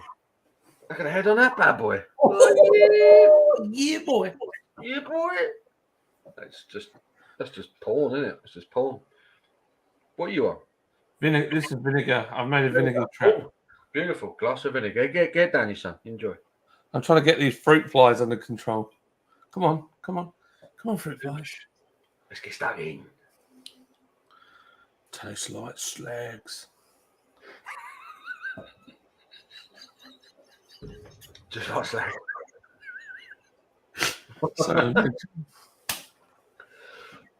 my missus just brought me some food up. Look at that. hi, Abby. She's gone again. Damn it. I've got some salmon. Look at that. Living like king. What's it taste like, Paul? What, salmon? Yeah. Salmony. For sure. She's done a lovely, put it in a lovely sauce. My gosh, right. So, I need to tell another appliance story. I know you're loving these appliance stories, but I'm going to keep going with it. Have you broken another one? No. I went to Paul's house. He had an air fryer. We had English breakfast in the morning from the air fryer. Air fryer? No, air fryer. We're flying everywhere. That's with flies. And it was so good that when I came back, I ordered an air fryer, and I went for like a big fancy one, a Corsori. It's got the digital display. And then I saw it on Cletus McFarlane. He has the same one as me. So I was like, yes, this is definitely legit. Then I went to Paul and Abby's, and they have got this air fryer that my air fryer is good, but this thing is like a spaceship. It is incredible. And the food that came out of it was... Is it a double compartment Ninja? Yes. Amazing. You prick. We upgraded. It got to the point where the old air fryer was it was cooking, but the timer would stop. So it would just carry on cooking. So if you couldn't leave the kitchen. So I was like, well, this is stupid. You know, so yeah, we got the double Ninja, and it's good. It's a good bit of kit. I've got the single compartment Phillips that came out about 4 years ago. Yeah, does it do the job there? Oh, it heats up, but the exploration level off the bit of equipment is pretty low. Right then. Have you got him yet, John? I've gone all out. I've just gassed myself, basically. I feel like John's going to kill himself before he kills some flies. I've never seen anyone. Right. I've never known anyone as distracted as John is on the live stream. I'm sorry. We've discussed John's brain in the past, and my theory is that he's actually a squirrel. He is a squirrel, and you see how scatty they are, how quickly they make decisions. Now, have you ever had a squirrel kind of run out on the road in front of you? They kind of go that way, and they can't decide what they're going to do. That's what John's like. That's what John's like. It's almost like talking to. He's either a squirrel or a 6-year-old boy. He can't make up his mind. If someone tells him one thing, he goes that way, and if someone tells him another thing, he goes the other way. You know? Yeah, that might be true. That's what we're dealing with. And how often do I lose stuff? All the time. All the time. Literally all the time. Yeah. I've made a vinegar trap. I've fly sprayed. I've flame fired. I've got the flipping. What it is we've got. Look at that. The garden out here, and in the day I have the door open and all the flies come in. Yeah. Mark's poured a banger there. Look at it. Look at that. That looks legit. Well, it does. It's good, yes. That is a Franciscaner. Oh, Franciscaner shits and schmunks. Shits and schmunks. I've no idea what it said. It's just really nice, isn't it? Very good. Very good. I'll tell you what. The big thing. There's a couple of things that make me pour a beer like this now, especially if it's German. Is Redeem. Oh yeah, from Budvar. Yeah. He talks about like if you don't follow Redeem on Instagram, just Redeem. Is it Zavanovic? Budvar Redeem, I think. If you search Budvar Redeem on Instagram, you talk about the head and how important that is to check beer. But equally, there was a short on YouTube, and it was pour a lager gently, pour a lager aggressively, and what it does to your stomach. Yeah, with the tissue in it. Yeah, with the tissue. Yeah, the American guy, he's a fixer. He goes into these bars and sorts them out. Yeah, really good video. And it was like, wow, this is actually a thing. Yeah, I don't know, just education, really. Yeah, gosh, that was easy for me to say. John, hold on, mate. I'm going to drop you out. I think StreamYard's lagging again. No, there's my brain. Yeah, Nora. No, basically, what it is, I don't know whether it's come out of because of the cost of the beer here, but in the South, the reason why people don't want head on their beer is because they felt like they were getting mugged off. And they thought that's why it was a point that it changed the way beer glasses were made. So I've got some vintage pint glasses there, and they've got the proper, like a good centimetre for head on your beer. But basically what happened was, in the South, they were getting ripped off on their beer prices. So they didn't want the head anymore. They just wanted the content, the beer, because they thought they were getting mugged off. And then that changed the weights and measures, changed the glasses because technically people were getting more than a pint then. Yeah. I get it. I get that. So that's why it's wrong now. Basically, what we've got is incorrect. When you see a beer with no head, it's a sorry sight. Oh, we've all drunk that, like Foster's Carling, Carlsberg, where they serve it to you, and it's just absolutely. It looks like a pint of cider. Yeah. Like, oh, fuck off. Back in the day, I wouldn't have minded it now, but now I'm just like, nah, I can't drink that. I'm not having that. No. JBD says I got a bottle of Vervice up there next door. Absolute swine. My man, you will love that beer. You will love that beer. Neil Long says you guys need to get on the Max Lorena. It's all over Liverpool. Advertising that Beer X, weren't they? Beer. I've got you actually now. I thought it was Maxim Mater from Sierra Nevada. Maxim Mater. Yeah, German beer. But you can't find it down here. I was like, oh, that's exciting. German brewery down here, but nah, they've got it all up in the north though. Sharky confirms I've wasted £3.50, saying Benedictina was so. Cheers, mate. Neil Long says, Missy's live, happy Friday. Yeah, that's you, mate. Lovely. I love Neil Long. Neil Long, what's the plan tomorrow, son? Where are you going?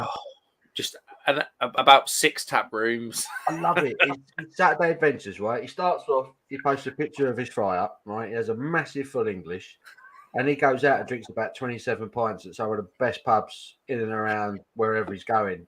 And it's brilliant. It's brilliant content. So here you go. I'd say borderline, it pisses me off. Jealousy. Yeah, me too. So this is a vintage pint glass. Vintage. And look how much head used to be on the beer. So the little line, can you see that? The dimple, that's the pint line. That line there is the line of where the beer should have gone up to. And you're talking, actually, there's more than. Yeah. I thought it was a centimetre, but I shall use Look at this. Quality content you're getting here, Mark. Look at this. So it's actually 2 centimetres of It's head. got a tape measure out. Yeah. Let's all get our tape measures out, lads, for the ladies. Fuck 'em. Who? Fuck 'em. Same to you. Yeah, I agree, mate. You talk about BrewDog. Fuck 'em. So if you look at my pint glass, which obviously is a different shape, but that's if you look at it level-wise, they are different sizes. Yeah. They are, absolutely. So there you go, boys and girls. You learned something from John. Who'd have thunk it? Do you know why they introduced that bump on the glass? Frankie Royal. There's a Frankie Royal. Paul. You know the bump on the glass. So when you hold a pint, it kind of goes up, then it kind of goes whoop, and then up. Yeah. So it didn't chip the edges and smash the glasses. Oh yeah. Really? That makes sense. Yeah. That makes sense. Someone watches CBS History. Hi Simo. If you like Frankie, you like Frankie Royale. That's unreal. You never had it, mate. I've never had it. No. Sharky says, nice pour, Paul. Thank you. Jamie G says, Neil Long, so I'm not doing his lives anymore. He'd probably get into him one day. Alan Mead says, that's it, Neil Long. Can't beat a great Friday Night Live. Yeah. And thank you so much, all of you, for watching. We got 30 people in. Just thank you. Jack Bandit says, the trick to add a little bit, is a little bit of soap to the vinegar. Right. So creates a barrier. Yeah, trap them buggers. Jack Bandit then says, then watch the fudges burn. Can we just pin that comment, please? Yeah, do we need to keep an eye on Jack Bandit? He loves it. I love Jack Bandit. He's such a huge contributor. Love it. Disco says, I saw an Audi brochure today. Among the fest beers offering next week are no actual fest beers, save the usual vice beers, etc., and a pair of Helles and the Dunkel. I'll tell you what, I think they can get away with a lot of things, Aldi. Certainly in the stout department. Like when you look at like sort of cheat codes within beer, I think stouts are a big thing. I think you can get away with a lot with stouts. What you won't get away with is producing bad Oktoberfest beers. There's nowhere to hide. The usual vice beers and a pair of Helles and a Dunkel from Hop Foundry. I mean, remind me to give that a miss. Because whoever is brewing under the name Hop Foundry can't brew. Let's have it right. They can't brew. Or they've sold their soul to put their beers on the Aldi shelves. They've sold their soul to the devil. I'm really treating myself today. Really, obscenely treated myself. For the Citron, I got myself a tree. Little tree. What's the flavour? Arctic White. What does Arctic White smell like? Snow. Look, it's got a picture, Paul. What's wrong with you? It smells like glasses and the sea. Unless you piss in the snow, it don't smell of nothing, does it? Seriously. No. There'll be a hint of dead seals and killer whales. Oh God. That's what I'm hoping for. That's what you want. That's what you want. You want your car to smell of snow. Welcome to the Craft Beer Hub, everybody. Little tree. Whoever's naming these scents, a little tree needs to do one. CBD beer. That was funny, actually. CBD beers. I don't think it did anything. Well, apparently Simo thinks it did. I will say, after drinking it, I felt remarkably chilled. Yes. But I don't know. We all saw it. I don't know if it really did anything. Your feet were practically in the shop. That's how chilled you were. I need to go back and watch it. I don't remember being. I remember being chilled, but I wasn't like. I didn't feel anything different. No, just chilled. I was just like, yeah, boy. I've had a good day. Got to drive over. Gareth Charman, thank you for coming in, mate. I don't think I've seen you before. You threw us uplifting in the dark time. Much love to all three of you. Thank you, mate. Gareth. Oh, bless you, man. Much love, brother. This leads me to say, by some stroke of bad luck, that you don't know these guys, we've got John from Lord's Brewing Co. And then below me on the screen now, below me, the way I always like him, this is Paul's Beer Reviews. He likes it on top, but he likes it on top, but he likes to get drilled from. You like it, didn't you? You like it, didn't you? That's all. Come in closer. Come in closer. Let me smack your ass. That's how he likes it. Thanks for coming in, Gareth, mate. I really appreciate it. Thank you. Oh gosh. Well, you know, it is dark times at the moment, and we've not talked about Lizzie too much because, to be honest, if you want that, it's all over the news. And I'm a royalist. I absolutely am gutted, but change is a thing, and lots of stuff going on at the moment. But we're here having a beer, relaxing, having fun. Leah's outrageously flirting with Paul. Leah, I love what can you want? I love you. Where are you? She's there in the comments. She's still here. Moving swiftly on to Henry. Hello, Simo's up, says Henry. Joe Barton says, I always pour a beer aggressively. The head lacing is part of the whole experience. I'll tell you what that American guy talked about was releasing the gases out of the beer. And I think that's probably quite an important part. Like, even with a Bitburger now, I'm drinking that beer thinking, is this a lager or is it like a creamy pale? Just through releasing the gases, like the mouthfeel changes, and it's probably why you can drink a little bit more. So I was at London Craft Beer Festival the other week, and I was drinking some stunning beers. There was some really good beers on that festival, really good. So yeah, props to a lot of breweries that were there. But as it was closing and it was getting time to kind of kick out on that, I went to Budvar and I had a chat with Radim, and he's like, "Do you want a beer, mate?" I was like, "Of course I want a beer." So I handed over the glass that I had, like the festival glass, and he just looked at me and went, nah. He went out the back. He came out with a fresh Stein, right? The Budvar glass, the classic Budvar glass. He dunked it in ice cold water, literally just to chill the glass in seconds, yeah? Pulled it out, bosh, and just slammed a pint of Budvar in front of me. He said, "I'm not giving you Budvar in that glass, mate." And honestly, it was the best beer of the day because it was just a beautifully poured, frozen chilled mug pint of Budvar. That's the one. So he chilled it for me in ice water and just poured me a nice, beautiful pint of Budvar. So I drank all these cracking IPAs, some American beers, I had some stunners.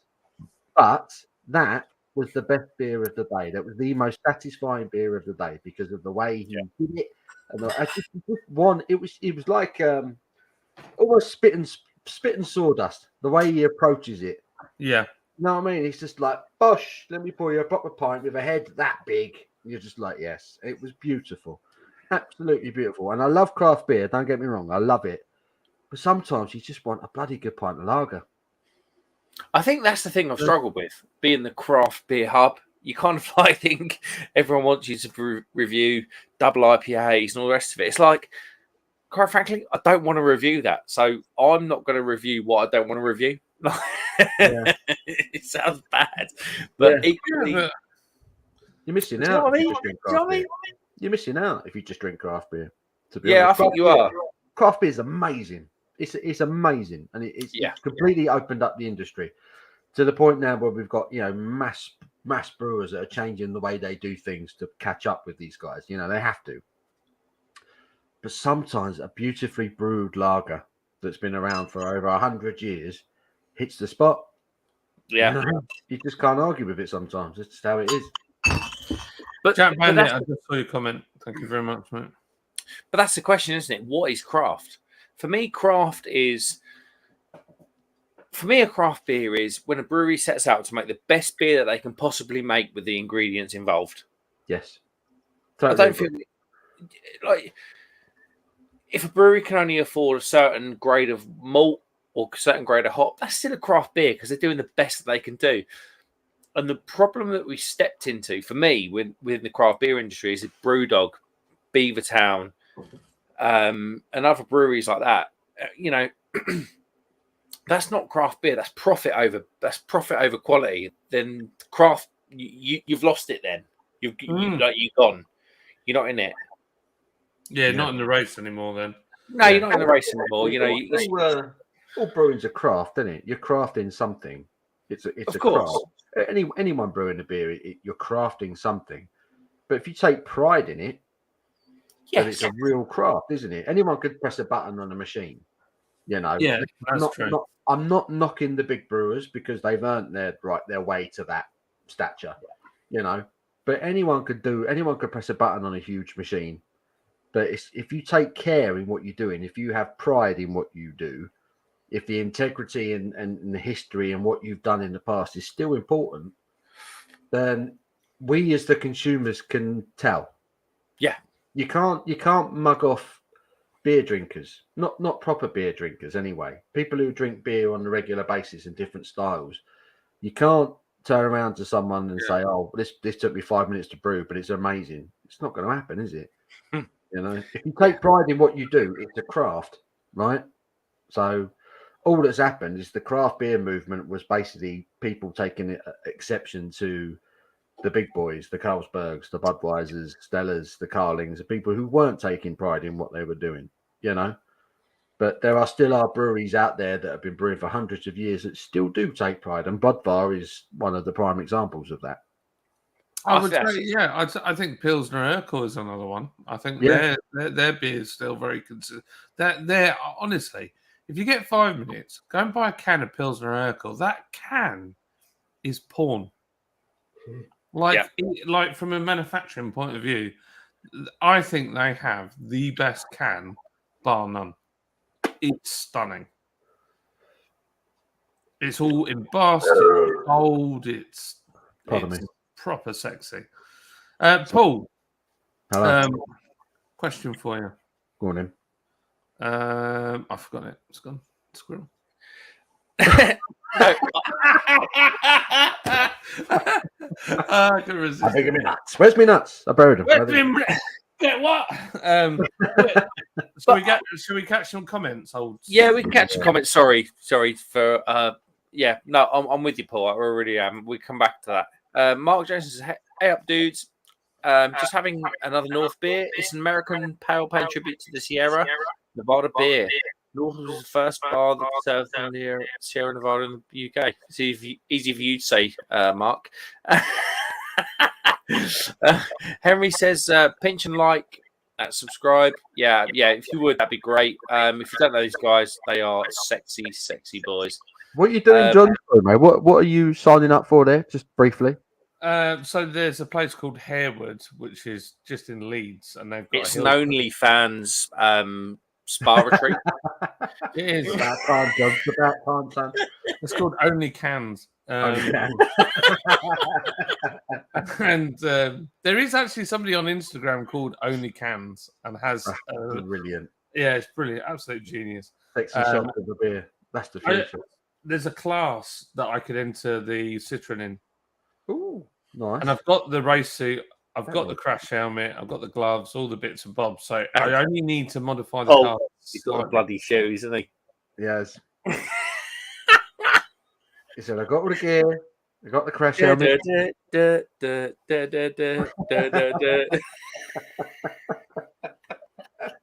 It's got the shoes. Oh, dear. Why are you abusing my race boots? They're no different. This Christmas, we're all looking forward to it. Christmas Eve, BBC Two, the Nutcracker, John, lead dancer. in his racing shoes. I can't wait. Just my racing shoes. Just the racing shoes. I'd subscribe. Just the racing shoes. BBC Two, Christmas Eve. We've been tallywhacker flying around. That's it. Flopping about. He's doing windmills. Family entertainment. Christmas Eve. Family entertainment. Everyone loves a bit of ballet at Christmas Eve. What is that? Ballet on Christmas Eve? Has anyone ever actually sat and watched the Nutcracker at Christmas? That's a genuine. I've done it. I've done it in Chicago. Well, you danced it or you just watched it? Well, I was at the Nutcracker once or twice. it's a point of view. But no, I did the Nutcracker on Christmas Eve, and it was boring. It was so boring. Mark Jones, why not the hill climb? I don't understand. What's wrong with that? I like The hill climb. Goes past his house. That's why. It's like, What are we getting rid of? I've got the Benedictina bottle top. What are we getting rid of on the list? Yeah, there's going to be some shockers on there, isn't there? Let's have a look. Bar fails. Is that the one with the bar fails? The rabbit. Like the rabbit, this one. I quite like the bar fails one, to be fair. Hofbräu Oktoberfest going nowhere. Purity, Thornbridge, Banks Lager from Jamaica. Yeah, cool. that's a proper. Boom. Yeah, that's a boot sale beer, isn't it? That one, really. They're out. Oh no, it's Go on. no, it's I've done the wrong one. That was the Branscombe Brewery. Sorry, guys. But there is Banks Lager. Think. Do you know these caps? See you later. Printing on cost an absolute fortune. Do they? Absolute fortune. An absolute fortune. If you get unbranded ones, they're cheap as chips. But as soon as you put print on them, I love a good bottle cap. The Iyengar bottle cap. Can we just say that's a thing of beauty? It is beautiful. They look hand painted. It's the same as the label. I don't know what that was. The label of the bottle. The same. Yeah. Still love the label. Look at that. That's the one you got me, Paul. Oh yes, Celebrator With the goats. I've got about 12 of them goats now. They're all hanging on my Christmas tree last year. I bought a crate from the Grove, didn't I? Ian at the Grove. Yeah. Bought a crate. He had it, and I was like, "Mate, how have you got Celebrator?" And he goes, "Oh, I can get them really easy." And I was like, "I'm going to be up here again in a couple of months' time." I said, "Could you get me a crate?" And he went, "Yeah, of course." There's the beer mat. We got the beer mat. I've got a beer mat of that somewhere. Yeah, well, I got that. That was on the night. Yeah, we pinched them, and then he said, "I'll get you a crate." So we came back up, and I picked up my crate to celebrate Whores. That is a beautiful beer. Again, just Iyengar masters, absolute masters. Great beer. I love their Hell's Lager. Yeah, the Hell's Lager is stunning. The Urweiss is the best Weizen in the world for me, and the Celebrator is just the best Doppelbock I've ever had. It's a banger. Oh, talking of double box, in my research, I realised or I found out that. Do you remember I sent this beer to you on WhatsApp, boys? Paul. Yeah. This was one of the first ever beers to come out of Paulaner. It was that good that other breweries petitioned to restrict its sale. What? Yeah, it's true. Google Paulaner Salvatore. No one. It's a thing of beauty. Just the label. Could you just get the label? Paul, haven't you? Yeah, oh yeah. Can we just get the label on camera one more time? Yeah, if you want it. Like I say, only the Germans still do that. Yeah. That regal historic thing that they do with their beers. Beautiful. I bought Paul a little cup to have his beer in. Have you dropped it, Paul? Has it smashed? What? Your little cup that I bought you. Oh, me Stein. Yeah. Let me get it. Hang on. I'll be right back. Have you ever seen a beer look so casual?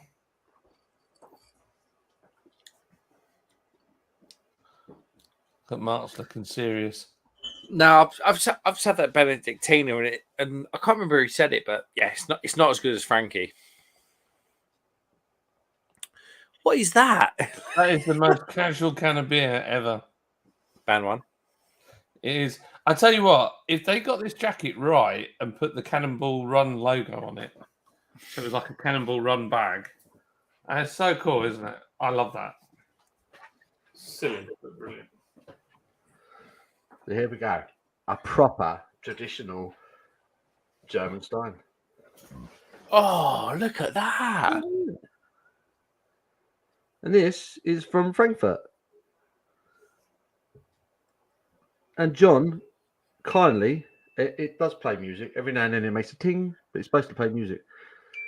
It just did it again. And again. So yeah, listen, it plays music, and then you can pour beer in it. That's the best thing ever. Oh, that's How good. beautiful! How beautiful is that? So I went to a. Craftsmanship in that. Do you know where I bought it as well? It was bought in Yorkshire, and it was a guy had a load of beer stuff, and he used to have a brewery, and he basically collects up. He goes around all sorts of other car boot sales and stuff, and picks up things like that where people don't know what it is. So, in car boot terms, I paid a lot of money for it, but I still think it was a bargain for what it is. It is. Look at it. It's stunning. Mate, I've said it out loud on here a few times. I've always fancied a proper. Hold on. Sorry, Paul. 1 sec. There we go. There we go. Look at the craftsmanship in that. Look at That's over £150. This is. And it's got a music box in the bottom of it. The music box built into the bottom, so it doesn't play properly. You can hear it dinking away every time you move it. It's getting a bit horror movie-esque at this stage, but it's look at that. Show them underneath where it is. I reckon it's pretty old. So that's where it comes from. You got your windy there, and then this thing, which has obviously been out of place. It doesn't play properly, but you move it around, and it makes weird noises. But it's beautiful. It's still making noises. But it's yeah, cool, isn't it? It's a lovely piece. It's a lovely piece. There you go. Right. I think this all boils down to the amount the Germans worship beer. Absolutely. They are beer worshippers. Like, we don't get it over here. Like, beer to us is a tool. It's a tool for other things, but Germans worship beer. Like, you go into a beer hall, you don't ask for different styles of beer. There's one beer. Yeah. And you get served that beer, and it's really, really good. It's another level of like appreciation for beer in Germany. Here's a question: is anyone going to any Oktoberfest beer themed festivals? Oh, that's a great shout. Because I've got one in not too far away from me, the end of the month, and I'm really tempted to go, but I'm also a little bit scared because they haven't even. It's almost like the beer is a secondary thing. Yeah, it's all about the party and dressing up and all that, and I just want to know what beer have you got. So, I guess I'm too old for it. I don't know. Over here, it's more of like a party thing. You know? I did a massive Oktoberfest thing at our brewery, and it was one of the best nights I think I've ever had, ever. Yeah, I really fancy it, but at the same time, I want to know I'm going to be drinking decent German Oktoberfest beer, and I'm just not convinced. I'm absolutely with you. I don't want to be drinking some locally brewed Helles lager at 4.2%. I want a proper German. I don't want them giving me one of these and then pouring it down here and filling up with Fosters. That's what I don't, do you know what I mean? Otherwise, I want to know. But then none of them are saying what beer is going to be on. There's one local that says they're going to be having Paul Arner on. And I'm That's good. Worth going to. I'll drink that all day. That's worth the entry fee. I'll drink that all day. That's fine. But a lot of them don't tell you what beer's on. And you'd think they'd be all over that. You know, it's like, this is what we're going to have on. You know, for the Oktoberfest beers, this is what we're going to be serving. And if it's one of the good ones, I don't mind. You know what I really want to do? I want to do that country music cruise that you sent me on the Thames. I'd love to go to a country music festival. Yeah, man. I'd flipping love it. Definitely. I need another lager. Hang on. I need 1 minute. Another lager. Right. Let's try and find some comments. Should we try and find some comments? Find some comments. Sorry, guys. Let's do it. We are miles behind. Henry's here. Joe Biden says, "What does Arctic White smell like, Paul?" Jamie C's laughing. CJ says, "When I get CBD has no psychoactive properties." There we go. Fair play, mate. Leah says, "I'm on home. I'm on my sofa, Paul." Matt Hall says, I'm back. Had to dog out on a barrel-aged Rocky Road ice cream stout now. I'll listen to you, mate. It annoys me. Mark Jones says, talking to cars, Vichy Qashqai's Vicky Qashqai cost us 2.3. Yeah. 2.3 over a couple of months ago, and I know it needs a drive shaft. Another 800 quid for a drive shaft. What makes you think it needs an? Is it a 4-wheel drive one? Why is a drive shaft for a Qashqai 800 quid? This is why you come in. Neil Long says, tomorrow I want to get nostalgic and try the rebirth of Cane's Brewery. Their amazing Cane's Raisin beer. Never thought I'd drink it again. Last had it about 2007. Check out my Instagram stories. Yeah, to be really annoyed that we're not you, because you. Yeah, we've got to go on the record with Neil Long. Henry says, "What do you think of the Perlenbacher from Lidl?" Last time I had it. Did you? Yeah, I had it the other day, and I mean, it's no worse than this Peretti thing that I'm drinking now. I thought it was all right. It went through a phase where I think they used hop oil, and it had this really weird bitterness that was like almost artificial. That's not there anymore, so they've obviously changed that. But yeah, so it's all right. I think it's all right. What's Paul just poured? Boom. What's that? I just poured a lager. I poured it into a Hofmeister glass, so it looks more spectacular when you put it in one of them. But this is the new lager from my friends at Creative Juices. And it's called Your Tasty Beverage. So when you order it, but can I have one of your tasty beverages, please? But yeah, about right. Your tasty beverage. They're nice people down at Creative. They're nice. They are very nice, aren't they? Ben's a top guy. Henry says, I only just went and bought 3 packs for under a tenner. Is that Perlenbacher? I think it might have been Perlenbacher. Joe Biden says, I have friends that work in breweries. They routinely drink macro beer. Yeah. That's the thing. I don't the term macro beer, people try to associate it with bad beer, but it's not necessarily the case. Yeah. You know, Paul Arner is a macro beer, isn't it?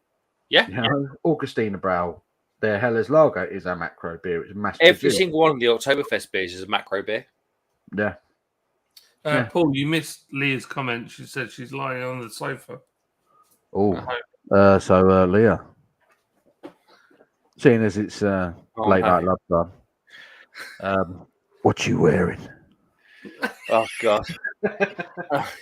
Moving swiftly on Matt Williams. What you wearing, girl? What you wearing on that sofa? Cool.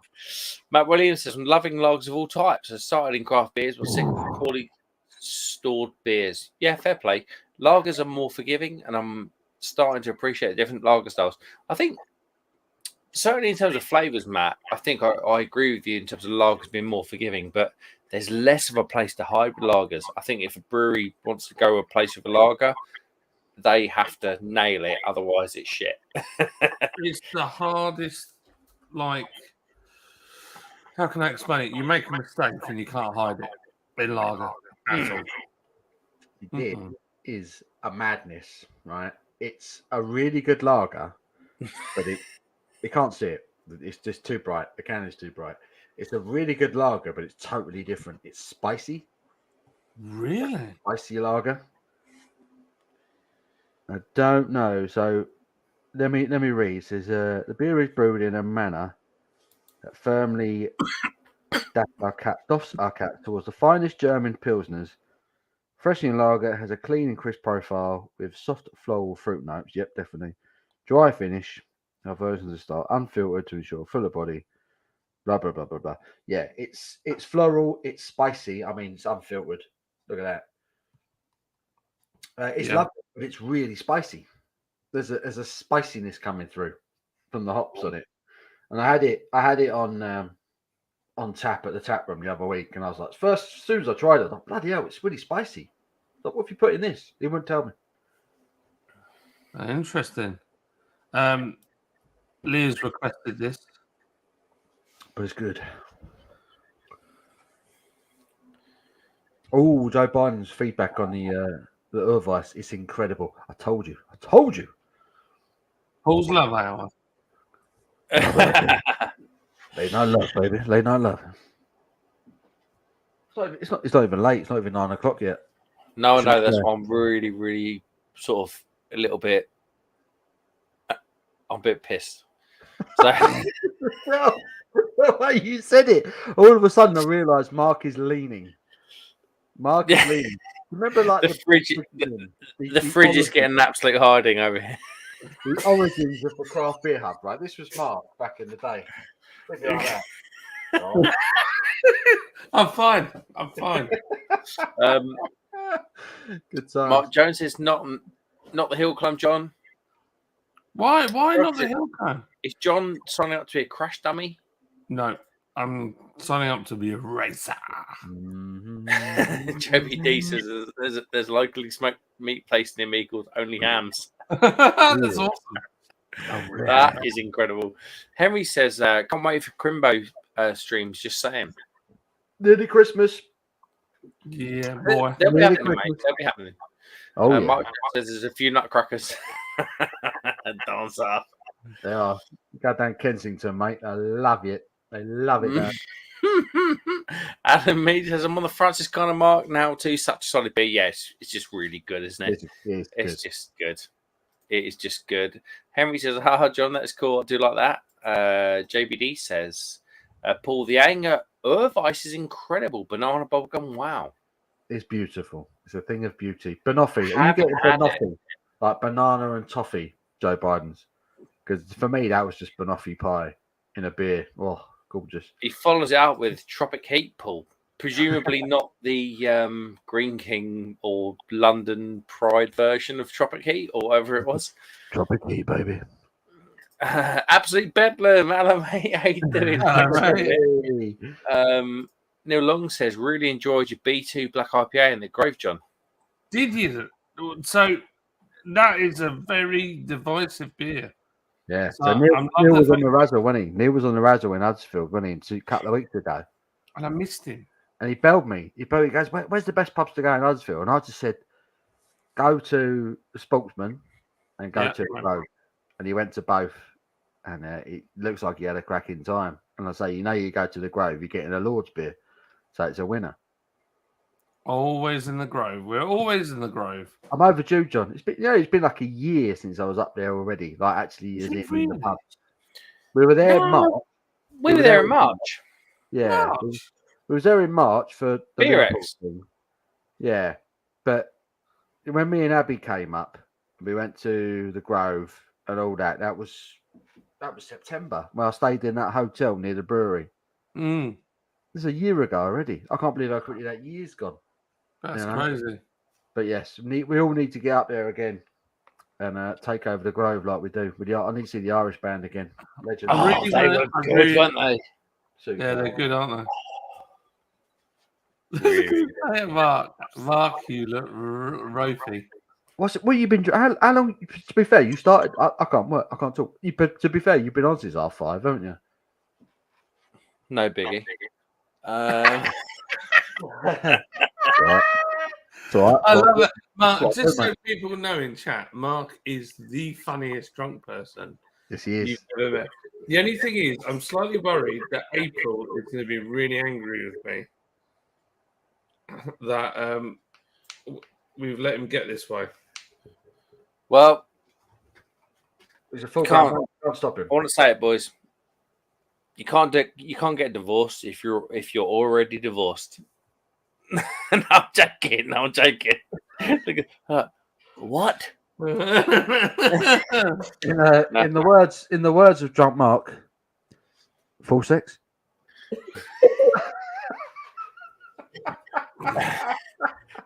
Joe Biden says Full sex. Full sex. I'm a bit pissed, Mark. Now, Matt Williams says, I agree with you. Lagers are harder to make, but they are definitely store better, and they are always a go-to for me. Stouts also store pretty well. Yeah, I agree. Yeah, absolutely, Matt. JBD says, John, how was the Stone Crow ESB selling? How was it reviewed at Brew London? Big question. Yeah, it went really, really well. Yeah, absolutely flew out. I think out of the 3 beers that we had on there, I've got one here. yeah, I think it was the last one to sell out, but it sold out. So they had 18 9-gallon casks off me, and every single one sold. Brr. Brr, brr, brr, Brr. brr. What was the first beer to sell out, John? I feel like it was the It was the American Amber. No, it's the Vava. Putin's unsinkable Moskva went. Oh, sorry, I was thinking about Brew London. Oh, Brew London. Yeah, that was the. I'm sure it was the Night Hawk went first. Yeah, Was that the Good back beer. on? Really, really good beer. I really enjoyed that. Mark, So why don't you go get a glass of water and something to eat, and then we'll carry on here. So Yeah, this isn't a pussy hole stream, John. It's not about being a pussy. It's about being sensible. It's about being sensible. Get some water in you, get some grub in you, and it won't take long. And we'll hold the fort. All right. All right. It's the stream. He's a legend. I love him. I love him so much. You can see him going. Like in the last half hour, he's like gradually started leaning. He's had some big beers, though, Paul. Yes. He's had some big beers. You get in trouble. You get in trouble. We know what he's like when he's drunk. He goes from that to that really, really quickly. Yeah. But he's lovely, though. He's the nicest. He's the funniest drunk I've ever met. Yeah, I don't mean in like a bad way, but I mean like from. Mark, stop typing and go and get some water. No. Joe Biden says, congratulations on selling out at Brew London. I heard the American bar sold out pretty quickly. Yeah, it did. It was GBBF. That was Great British Beer Festival. Was there an American bar at GBBF? Oh, there was, wasn't there? Yeah. I forgot about that. Yeah, it did sell out really quickly because we were there on. What was the first day we went? Wednesday? No, yeah, Wednesday we went. And then we went back on the Friday. I went on trade day, didn't I? You went Tuesday as well, didn't you? I went Wednesday. There was. I can't remember now. Was it Friday? They were sold out. Like Friday, the end of the afternoon session on the Friday, they were sold out. Yeah. The Saturday, by Saturday, the busiest day of the festival, there was no American beer left. They were gone. They were gone. Do you remember when Sir Simon asked for that fancy kegged beer that was in the fridge that was like super rare, cost a fortune, and he wanted a half of it? And the lady pouring it, she turned the tap on to pour the beer, and the tap flew out of the keg. Oh. Yeah, and like this beer just went flying, and Simon caught a load in his glass hanging over the bar. I managed to still get a half, but most of it went on the floor. That was it. It was done because whoever tapped it didn't hammer the tapping properly. It was like this little tiny, like a mini keg basically that was in the fridge, and it was the most expensive beer that was there. And they spilled half of it. Yeah. Well, I think they spilled nearly all of it. I think it was pretty full when he tried it. It was on trade day. Oh my god, that's awful. Yeah. That is awful. Yeah. Joe Biden says, "Never seen a drunk Ewok." You have now. Matt Williams is laughing his head off. Honestly, he's hilarious. He's so lovely. Yeah, He's such a good guy. Genuinely, Mark is probably one of the nicest people I've ever met. He's sound, isn't he? He's just sound. There's no ulterior motive with him. He's easy going. If you're not well or something like that, he'll ring you and say, "You all right, mate? How you feeling?" Yeah. He's he's a nightmare. He's a nightmare when he's drunk because he's just non-stop. Yeah. It's like it is honestly. He's getting him back into his hotel room. That first night at Brew London was a nightmare. Brilliant. Absolute nightmare. He was trying to open up his case and get beers out and say, "Let's have an after party in my room," and that. And I was like, "Mark, it's 2:00 in the morning, mate. We've got to do this again tomorrow." And he was like, no, you don't understand. You don't understand. I've got some really good beers in my suitcase. He looked all right, though, in the morning, didn't he? He didn't look too bad. Next morning, he was good to go. He was good to go. Not like Simon. Simon was fooked. Yeah. He kept apologising. Was in the cab back to the hotel after the first day of Brew London. And Simon was like, so sorry. I still don't understand that, why they were apologising, because neither of them were bad. But I've never seen it. Well, obviously I do. I've only been out on the piss with Simon 3 times now, and Mark hit it. No, not Mark. Simon hit it hard. The first session of Brew London, Simon hit it hard. He went round everyone. He was just drinking everything that anyone would give him. Right. Yeah. And we kind of got together, didn't we, about lunchtime, between the sessions. And we knew then that Simon was mashed. He was well on his way. And then the whole second session, I didn't see him. So we were kind of working the bar. I can't remember. I think you and Mark were behind the bar most of the time. I took over a couple of times when one of you needed a piss or something. And I didn't see Simon. And it was only at the end when everyone had gone and they turned off the music. We went upstairs to our little room. And there was Simon, head down, on the table next to a bin. Wow. He was mashed, wasn't he? He was in a mess. And as soon as we came up, I was like, bloody hell, son, what happened? And he was like, I'm so sorry.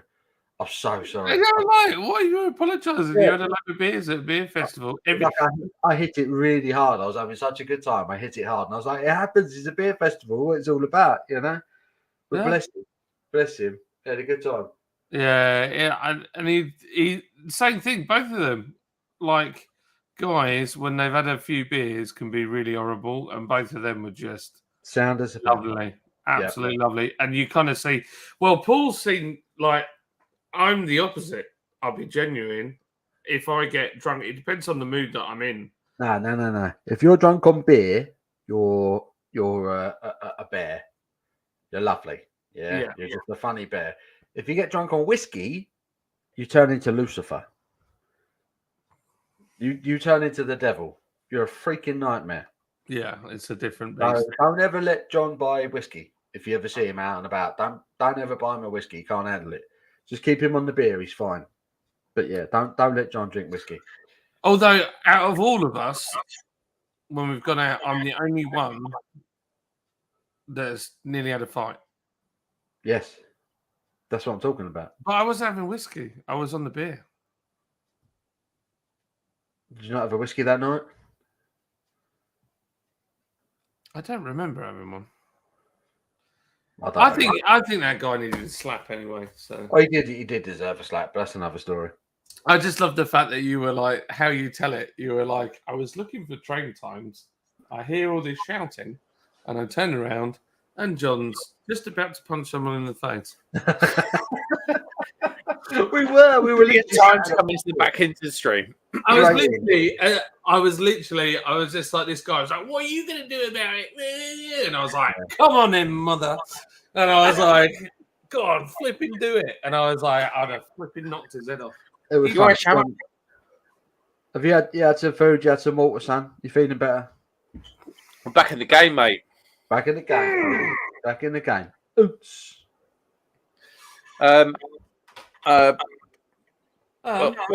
Where's my mouse? There we go. We are back in the game now. Cry Hub, he's an absolute horrible person, says lol. He's a legend. He's a horrible person, says lol. Joe Biden says, never seen a drunk Ewok before. Well, you have now. Joe Biden, take your trousers down and make it rememberable. Matt Williams is laughing. Makes no sense. Joe Biden says, Mark is great. A natural on screen, so cool to see him hit 500 subs. I have hit 500 subs. Right, thank you. Look at that. Boom. Thanks to you, Joe Biden, and everybody else. David Wilson's in. He's coming for a bit of hectic news. David Wilson, I feel like he's in Weatherspoons drinking a 4-pint jug of blue Curacao or whatever. A couple of shots of Sambuca. I love David Wilson. David Wilson is the nicest guy. The nicest guy. Isn't he? Lovely bloke. And he always dresses up really well for a beer festival. He's always the smartest looking geezer at a beer festival.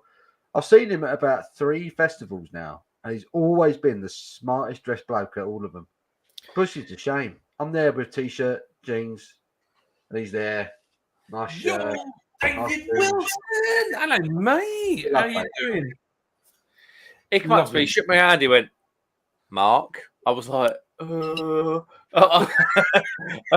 at Brew London, and I was behind the bar. He was like, screen name? He went, David Wilson. I was like, blooming heck, hello, mate. What a guy. What a guy. I'm going to drink JBD says, oh, look at the baller. The baller. I'll tell you what, John, I've still got one of the original cans that made me get into YouTube, and that's up there. That's it, got you the crate, wasn't it? It's the actual beer, that official beer, the official beer of the unofficial race coast to coast of the Cannonball Run, and it has been drunk by none other than Ed Bolian, winner of the Cannonball Run. And if you look on our Instagram, the Cannonball Run now follow Lawrence Brewing Company. Oh, the boys! There we go. Matt Williams says, it's mad and ESB is a staple of our beer history, but it's so unfashionable at the moment. Oh, Matt. But is it that unfashionable? Because we did one, and then shortly after, what they called Cloudwater did an ESB in a can. I feel like ESB was all. I think ESB was one of those hot fatigue, advantageous beers. Like, how do you feel about it, Paul? Like ESB, I feel like it really had its place about 6 months ago when it really came into fashion.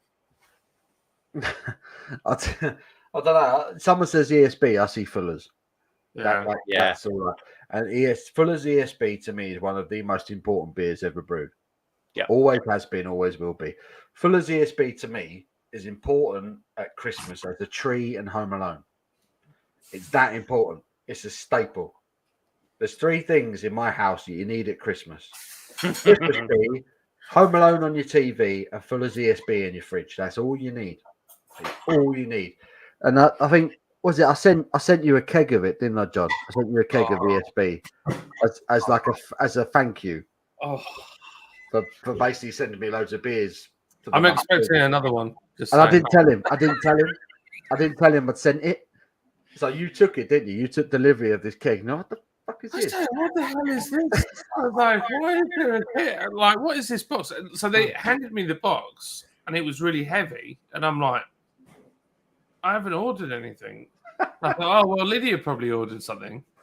And then it's addressed to me, and I thought, oh well, it's probably something Lydia ordered on Amazon, so I just didn't think anything of it. And then Liz comes home from work. She's like, "What's that?" And I was like, "I thought you ordered it." She's like, "No." So I opened it up and I was like, holy cow, I've got a mini keg of ESB. I was like, whoa! And I like, honestly, put it in the fridge. I was so happy. And you polished it off. Did you polish it off in one? Was it Christmas Day you polished it off? Christmas Day, done. Whole lot. A keg of ESB. 5 litres. Yeah, but that is Fuller's ESB is one of the best beers in the world. It's what started our brewery. Yep. I went to when we went to GBBF, we had Chris with us as well.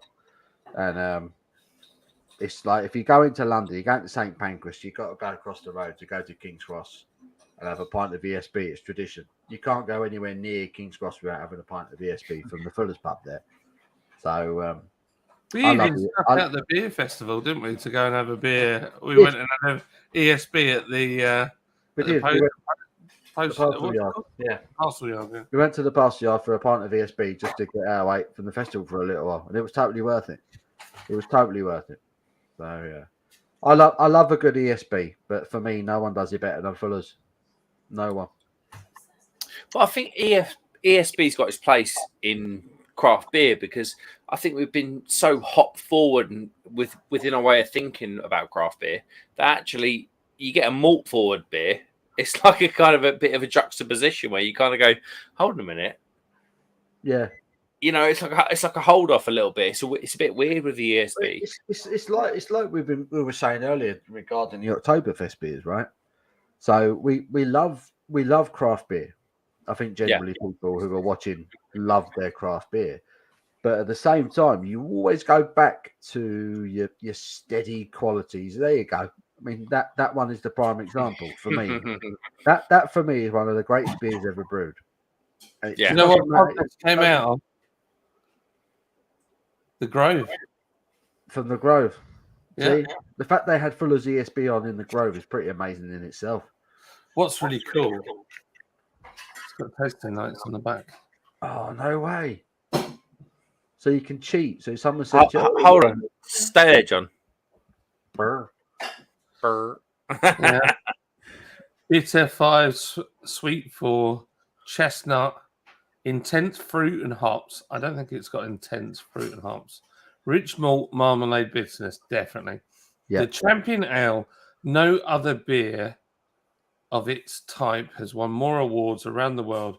Rich, powerful, and bursting with flavours. 3 times former champion beer of Britain. And if you look at the bottom of the clip there, it's got all the gold medals. Yeah. So the marmalade thing, that comes from the yeast that the Fullers have always used. So you get it. If you drink Fuller's beers, London Pride, Bengal Lancer, there's always like this kind of slightly citrusy, marmalade-y sort of backbone to it. And that's from the yeast that they use. So you add that to a malty, sort of dark, fruited, special bitter. It is beautiful. It's beautiful. And I'd say I love it so much. I had so much of it last Christmas. I baked bread with it. I baked bread with Fuller's. I saw the video, yeah. I did a video. Me and the wife both had COVID last Christmas. We had nothing to do. So she thought up this idea of baking bread. And I thought, you know what? Let's do a beer bread. Let's make it even more exciting. Let's do a beer bread. Let's do a video about it. So we used a bottle of Fuller's ESB and made a loaf of bread. And I'm telling you, it was delicious. Yeah, I bet it's lovely. It was quality. Yeah. Quality. Nice, man. I love it. I don't waste my time. So just get to some comments now. Obviously, Matt Williams come up with that. Joe Biden says, cheers, Dave. Or Dave, cheers. Dave Wilson says, I was in Spoons drinking pints of real ale, you tart. Matt Williams with a thumbs up. And Henry coming in with Dave Wilson, you good man. Good evening. That's it. Well, we are where we are.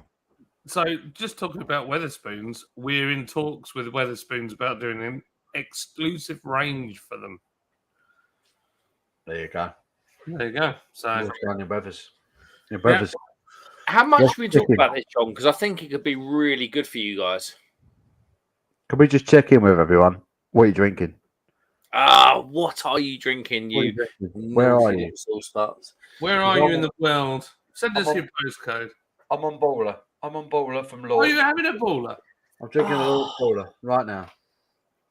Straight out of your fridge. It is carbonated. Look at it. Look at it. It's like a pudding. Check out the Leviathan glass as well. Yeah, cool. I love the glass. I love Leviathan. Annoying. I love Leviathan. What was it we had last? They're good. A black saison that was just A black saison. Beautiful thing. Do you know what? They just opened up a tap room where they brew. They've just opened up a tap room. Are they Cambridgeshire? They're Are they further north than that? Yeah, they're Birmingham way. Right. I need to get up. I need to get up and see him. So yeah, the guys at Leviathan, legends. I'm coming. I'm coming for you. I'm coming for you. Kobe's just come back from Taekwondo and he's crying because he was sparring with somebody that kept kicking him in the face. Ow. And he said, "You're not allowed to do headshot," but this kid kept doing it, and he was like, "I'm just flipping." He came out so angry. Whacking Kobe.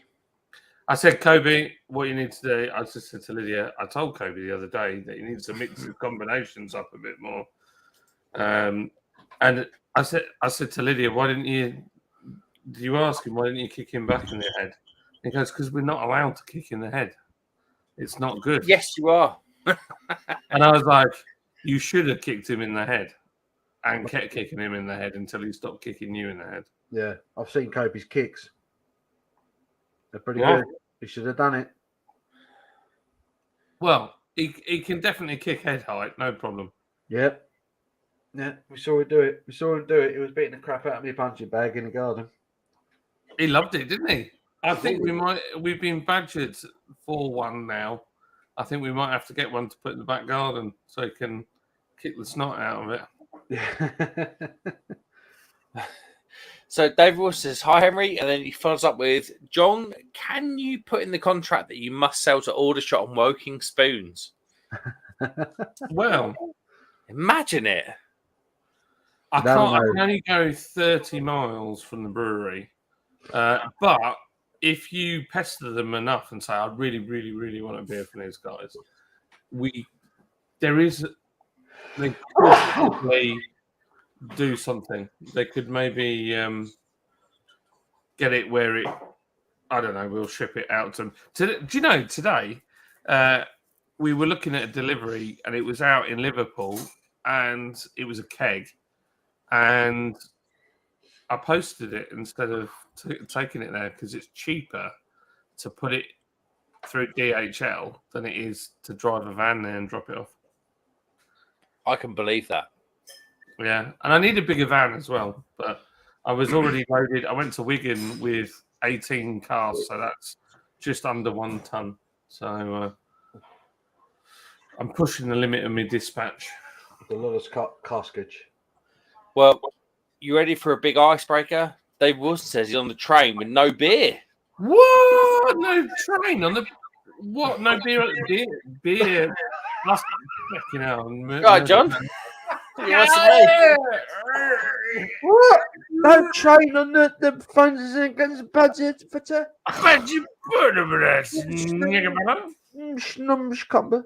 what? Yeah, you can't go on a train without beers. It's the law. Got train beers. It is the law. Train beers. Long journey. Got beers. Who's on this guy says, and green for spoons, please, John. Green for spoons, yeah. It's funny. Last time I got the train up to Huddersfield, yeah, I was on a table with 3 other women. You're right, man. Look, she's legging it. But... Hold on. 3 other women. 3 other women. Right. So it was just me travelling up to Huddersfield on the train. Long haul. I was on the table, 4 seats, 3 of them were women. And so as soon as I sat down, they hated me. Do you know what I mean? As soon as I sat down, they hated me. So an hour in, I had these cold beers in my bag, and I'm like, fucking gasping. And I thought they weren't talking to me. They weren't saying hello. They weren't making eye contact. Duncan I thought if I crack open a beer, they're going to hate me even more. So I'm in a dilemma. I'm like, do I crack open a beer and make them hate me more, or do I just hold off? I cracked open a beer, didn't I? So I had vocation, life and death. I had a pack of 4 in my bag. Vocation, life and death. So I cracked open a beer. people opening up cans of like soft drinks and now opening bottles of water. I'm like, nah, fuck it. Have an IPA for the train ride up. Honestly, it was great. As soon as I cracked that first can, they all looked. I swear on my life, they all looked. And they were like, oh, drinking beer. Can we? Like, every single stop after that, they all started jumping off. It was great. It was brilliant. So yeah, you got to have train beers. You got to. It's the law. Got to have train beers. Paul, I had the reverse of that in Birmingham. So I went up beginning of July. I went up to Birmingham for a meeting, and I kind of from where I live, you have to get the train down to London. You have to go across, and then up from Paddington. I think it's Paddington. I don't really care, if I'm honest. It's just like another train station. So I went into Marks and Spencer's, and it was like you can get the longboard lager. Yeah, from Kona. Yeah. Oh yeah, I've had that. That's nice. I was like, you know what? 6 cans of that on the way to Birmingham. I am game, and it's about an hour and a half. Where's the echo coming from? Could be me. Just randomly started echoing. I can't hear it. So we got on the train, and it was all like I'd reserved seats, and if you've ever done the train from Birmingham to from London to Birmingham at about 3:30, it is an absolute free for all. No one cares. And I was like, "Oh, I think you're in my seat, mate." And they were like, "I don't care." I was like, "Well, you're gonna have to get out of that, my seat." Yeah. Anyway, sent 4 geezers away from the seats that we were in, and I went. Like we got up to like sort of Coventry, and I was like, "Do you fancy a beer?" And they were like, "Yeah." And I was like, "You dickheads!" And I went, "Kona longboard." They were like, "Yeah, 4 of them, mate." I was like, "Oh, nice one, boy." So I ended up spending about 15 quid on beer and giving it to the people that I stole seats off. So no, don't worry, boys. No worse than that. You paid for your seat and there's some prick sitting in it. Yeah. And they look at you like you've done the wrong thing. They're like, I don't understand, mate. Mate, I haven't told you about how I got full Karen'd on holiday. Oh, hold on.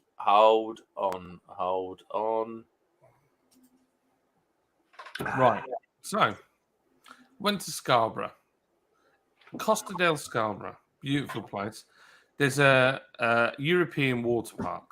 Beautiful, right? Cost 70 quid for us to take our whole family, right? And it's got flumes. It's got like, what do they call it? An infinity pool. It's got a big wave machine thing. So I wanted to relive my youth from when I was younger and we go to King Alfred and go on the flumes. So I took the kids. And there's only 4 flumes, and we got to the last one. It was the last one for me to do. And you had to queue up for this big, like, quad rubber ring. So you all sat in it. Anyway, I'm queuing, I'm waiting. Liz is in the other queue because she hasn't gone on the 2-1. There's one that you only put 2 people in. And she's queuing in that. And then we finally, so it's me, Casey, and Toby, grab the float of this guy, but he comes down with his grandson and he's having a bit of trouble getting off it. So I get in the water and I hold it so he can get out the ring. And I said, "Don't worry, I'll carry it out." So I carry it out. And then we're going up the stairs with this thing, and this woman grabs the float and basically says, "You need to give it to somebody else in the queue." And I was like, "I'm sorry, why?" And she was like, "You've had enough goes on this flume." And I said, "I haven't gone on this one. I'm sorry. I've only been on the other 3." And I said, "This is my first time on this one." And then, because I thought maybe she's just mistaken me, and then she wouldn't give the float to someone else. And then I just was like, "All right, Karen." I was like, "I didn't know you were in charge here. I didn't know that you were in charge of how many goes that I'm supposed to have on the flume." I'm really freaking angry with her. And I kind of boinked her with the float. So I'm holding the float and I give her a little bit of And she kind of, where's Paul gone? Have we lost Paul? He's back. And yeah, so basically what happened was she got really angry. I went upstairs. I got on the flume. I'd already forgotten about it. And then when I came down, I had a welcome party of lifeguards. This lifeguard was a total douche. She started kicking off, shouting at me in front of my kids. And then I was like, I'm not having this. So I just wouldn't have it. I would not have it. I was like, nope, that's not what happened. I made them pull the CCTV. And they went back. The manager said, I'm going to look over it. Anyway, they looked at the CCTV. He said, you're absolutely right. That woman and another woman conspired in the queue. You can see him talking and pointing at you. No. Yeah. And they basically full on tried to disrupt what you were doing. So he kicked her out. But by that time, he said to me, he said, I want you just stay away from her. And I said, no, I'm not staying away from her. I said, I'm not being frightened of anybody. I'm not being bullied by anybody. I will walk wherever I want. I've paid money. I'm not fucking leaving. Yeah, and this woman followed me and Lydia and the kids everywhere we went. I'm not fucking leaving. Anyway, she got kicked out. The lifeguards got sacked. And we've got another go for free. Oh. Her. Stand up to these freaking Karens. Yeah. What a lunatic. Who in their right mind goes to a water park and then randomly picks someone and say, I think you've had enough goes. A Karen. How weird. Bloody Karens. It's just a weird thing to do. F you, Karen. Karen. Oh, that was the other thing. She said that I verbally abused her, I threatened her, and I was swearing at her. Now, I believe her story. But I had the two kids with me, and they literally told the lifeguard right there. They went, "Well, she's lying because he didn't swear, and he didn't threaten her." Well, I didn't threaten her. I was like, "Karen, let go. Come on now, Karen. Behave, Karen. Behave." But I don't. Yeah, I don't think Karen knew what a Karen was. So you kept calling her Karen. I kept calling her Karen. I was like, Karen, and there were people laughing. I was like, Karen, let go of the flight. Like, you got to give it to someone else, Karen.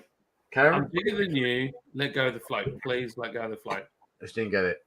No, and then I kind of just because it's a slippery tile floor, I just went like that really quick, and she like nearly lost her balance because she's a big fat girl. She was all over the place. And I was like, and then I just walked off. I was just like, no heads. Right, guys, I'm absolutely arseholed. You look mean. I'm absolutely busted. John, are you going to do it live? Do it, John. We're coming over to your channel now. Do you want to come over to our channel? In chat, if you want to come over, I'll quickly set it up now. Yeah, if you want to carry on drinking and chatting absolute waffle with us lot, then obviously minus Mark because he's about to fall over. But yeah, if you want to come over to John's, then we'll carry on drinking with you. Let's do it, boys. Right. That's the deal. Yes or no in the chat. Don't. Yes or no? Shot, right. After party, party, all right. After party. If you go to bed, go to bed. If not, what's German for busted? It's that did not sound German.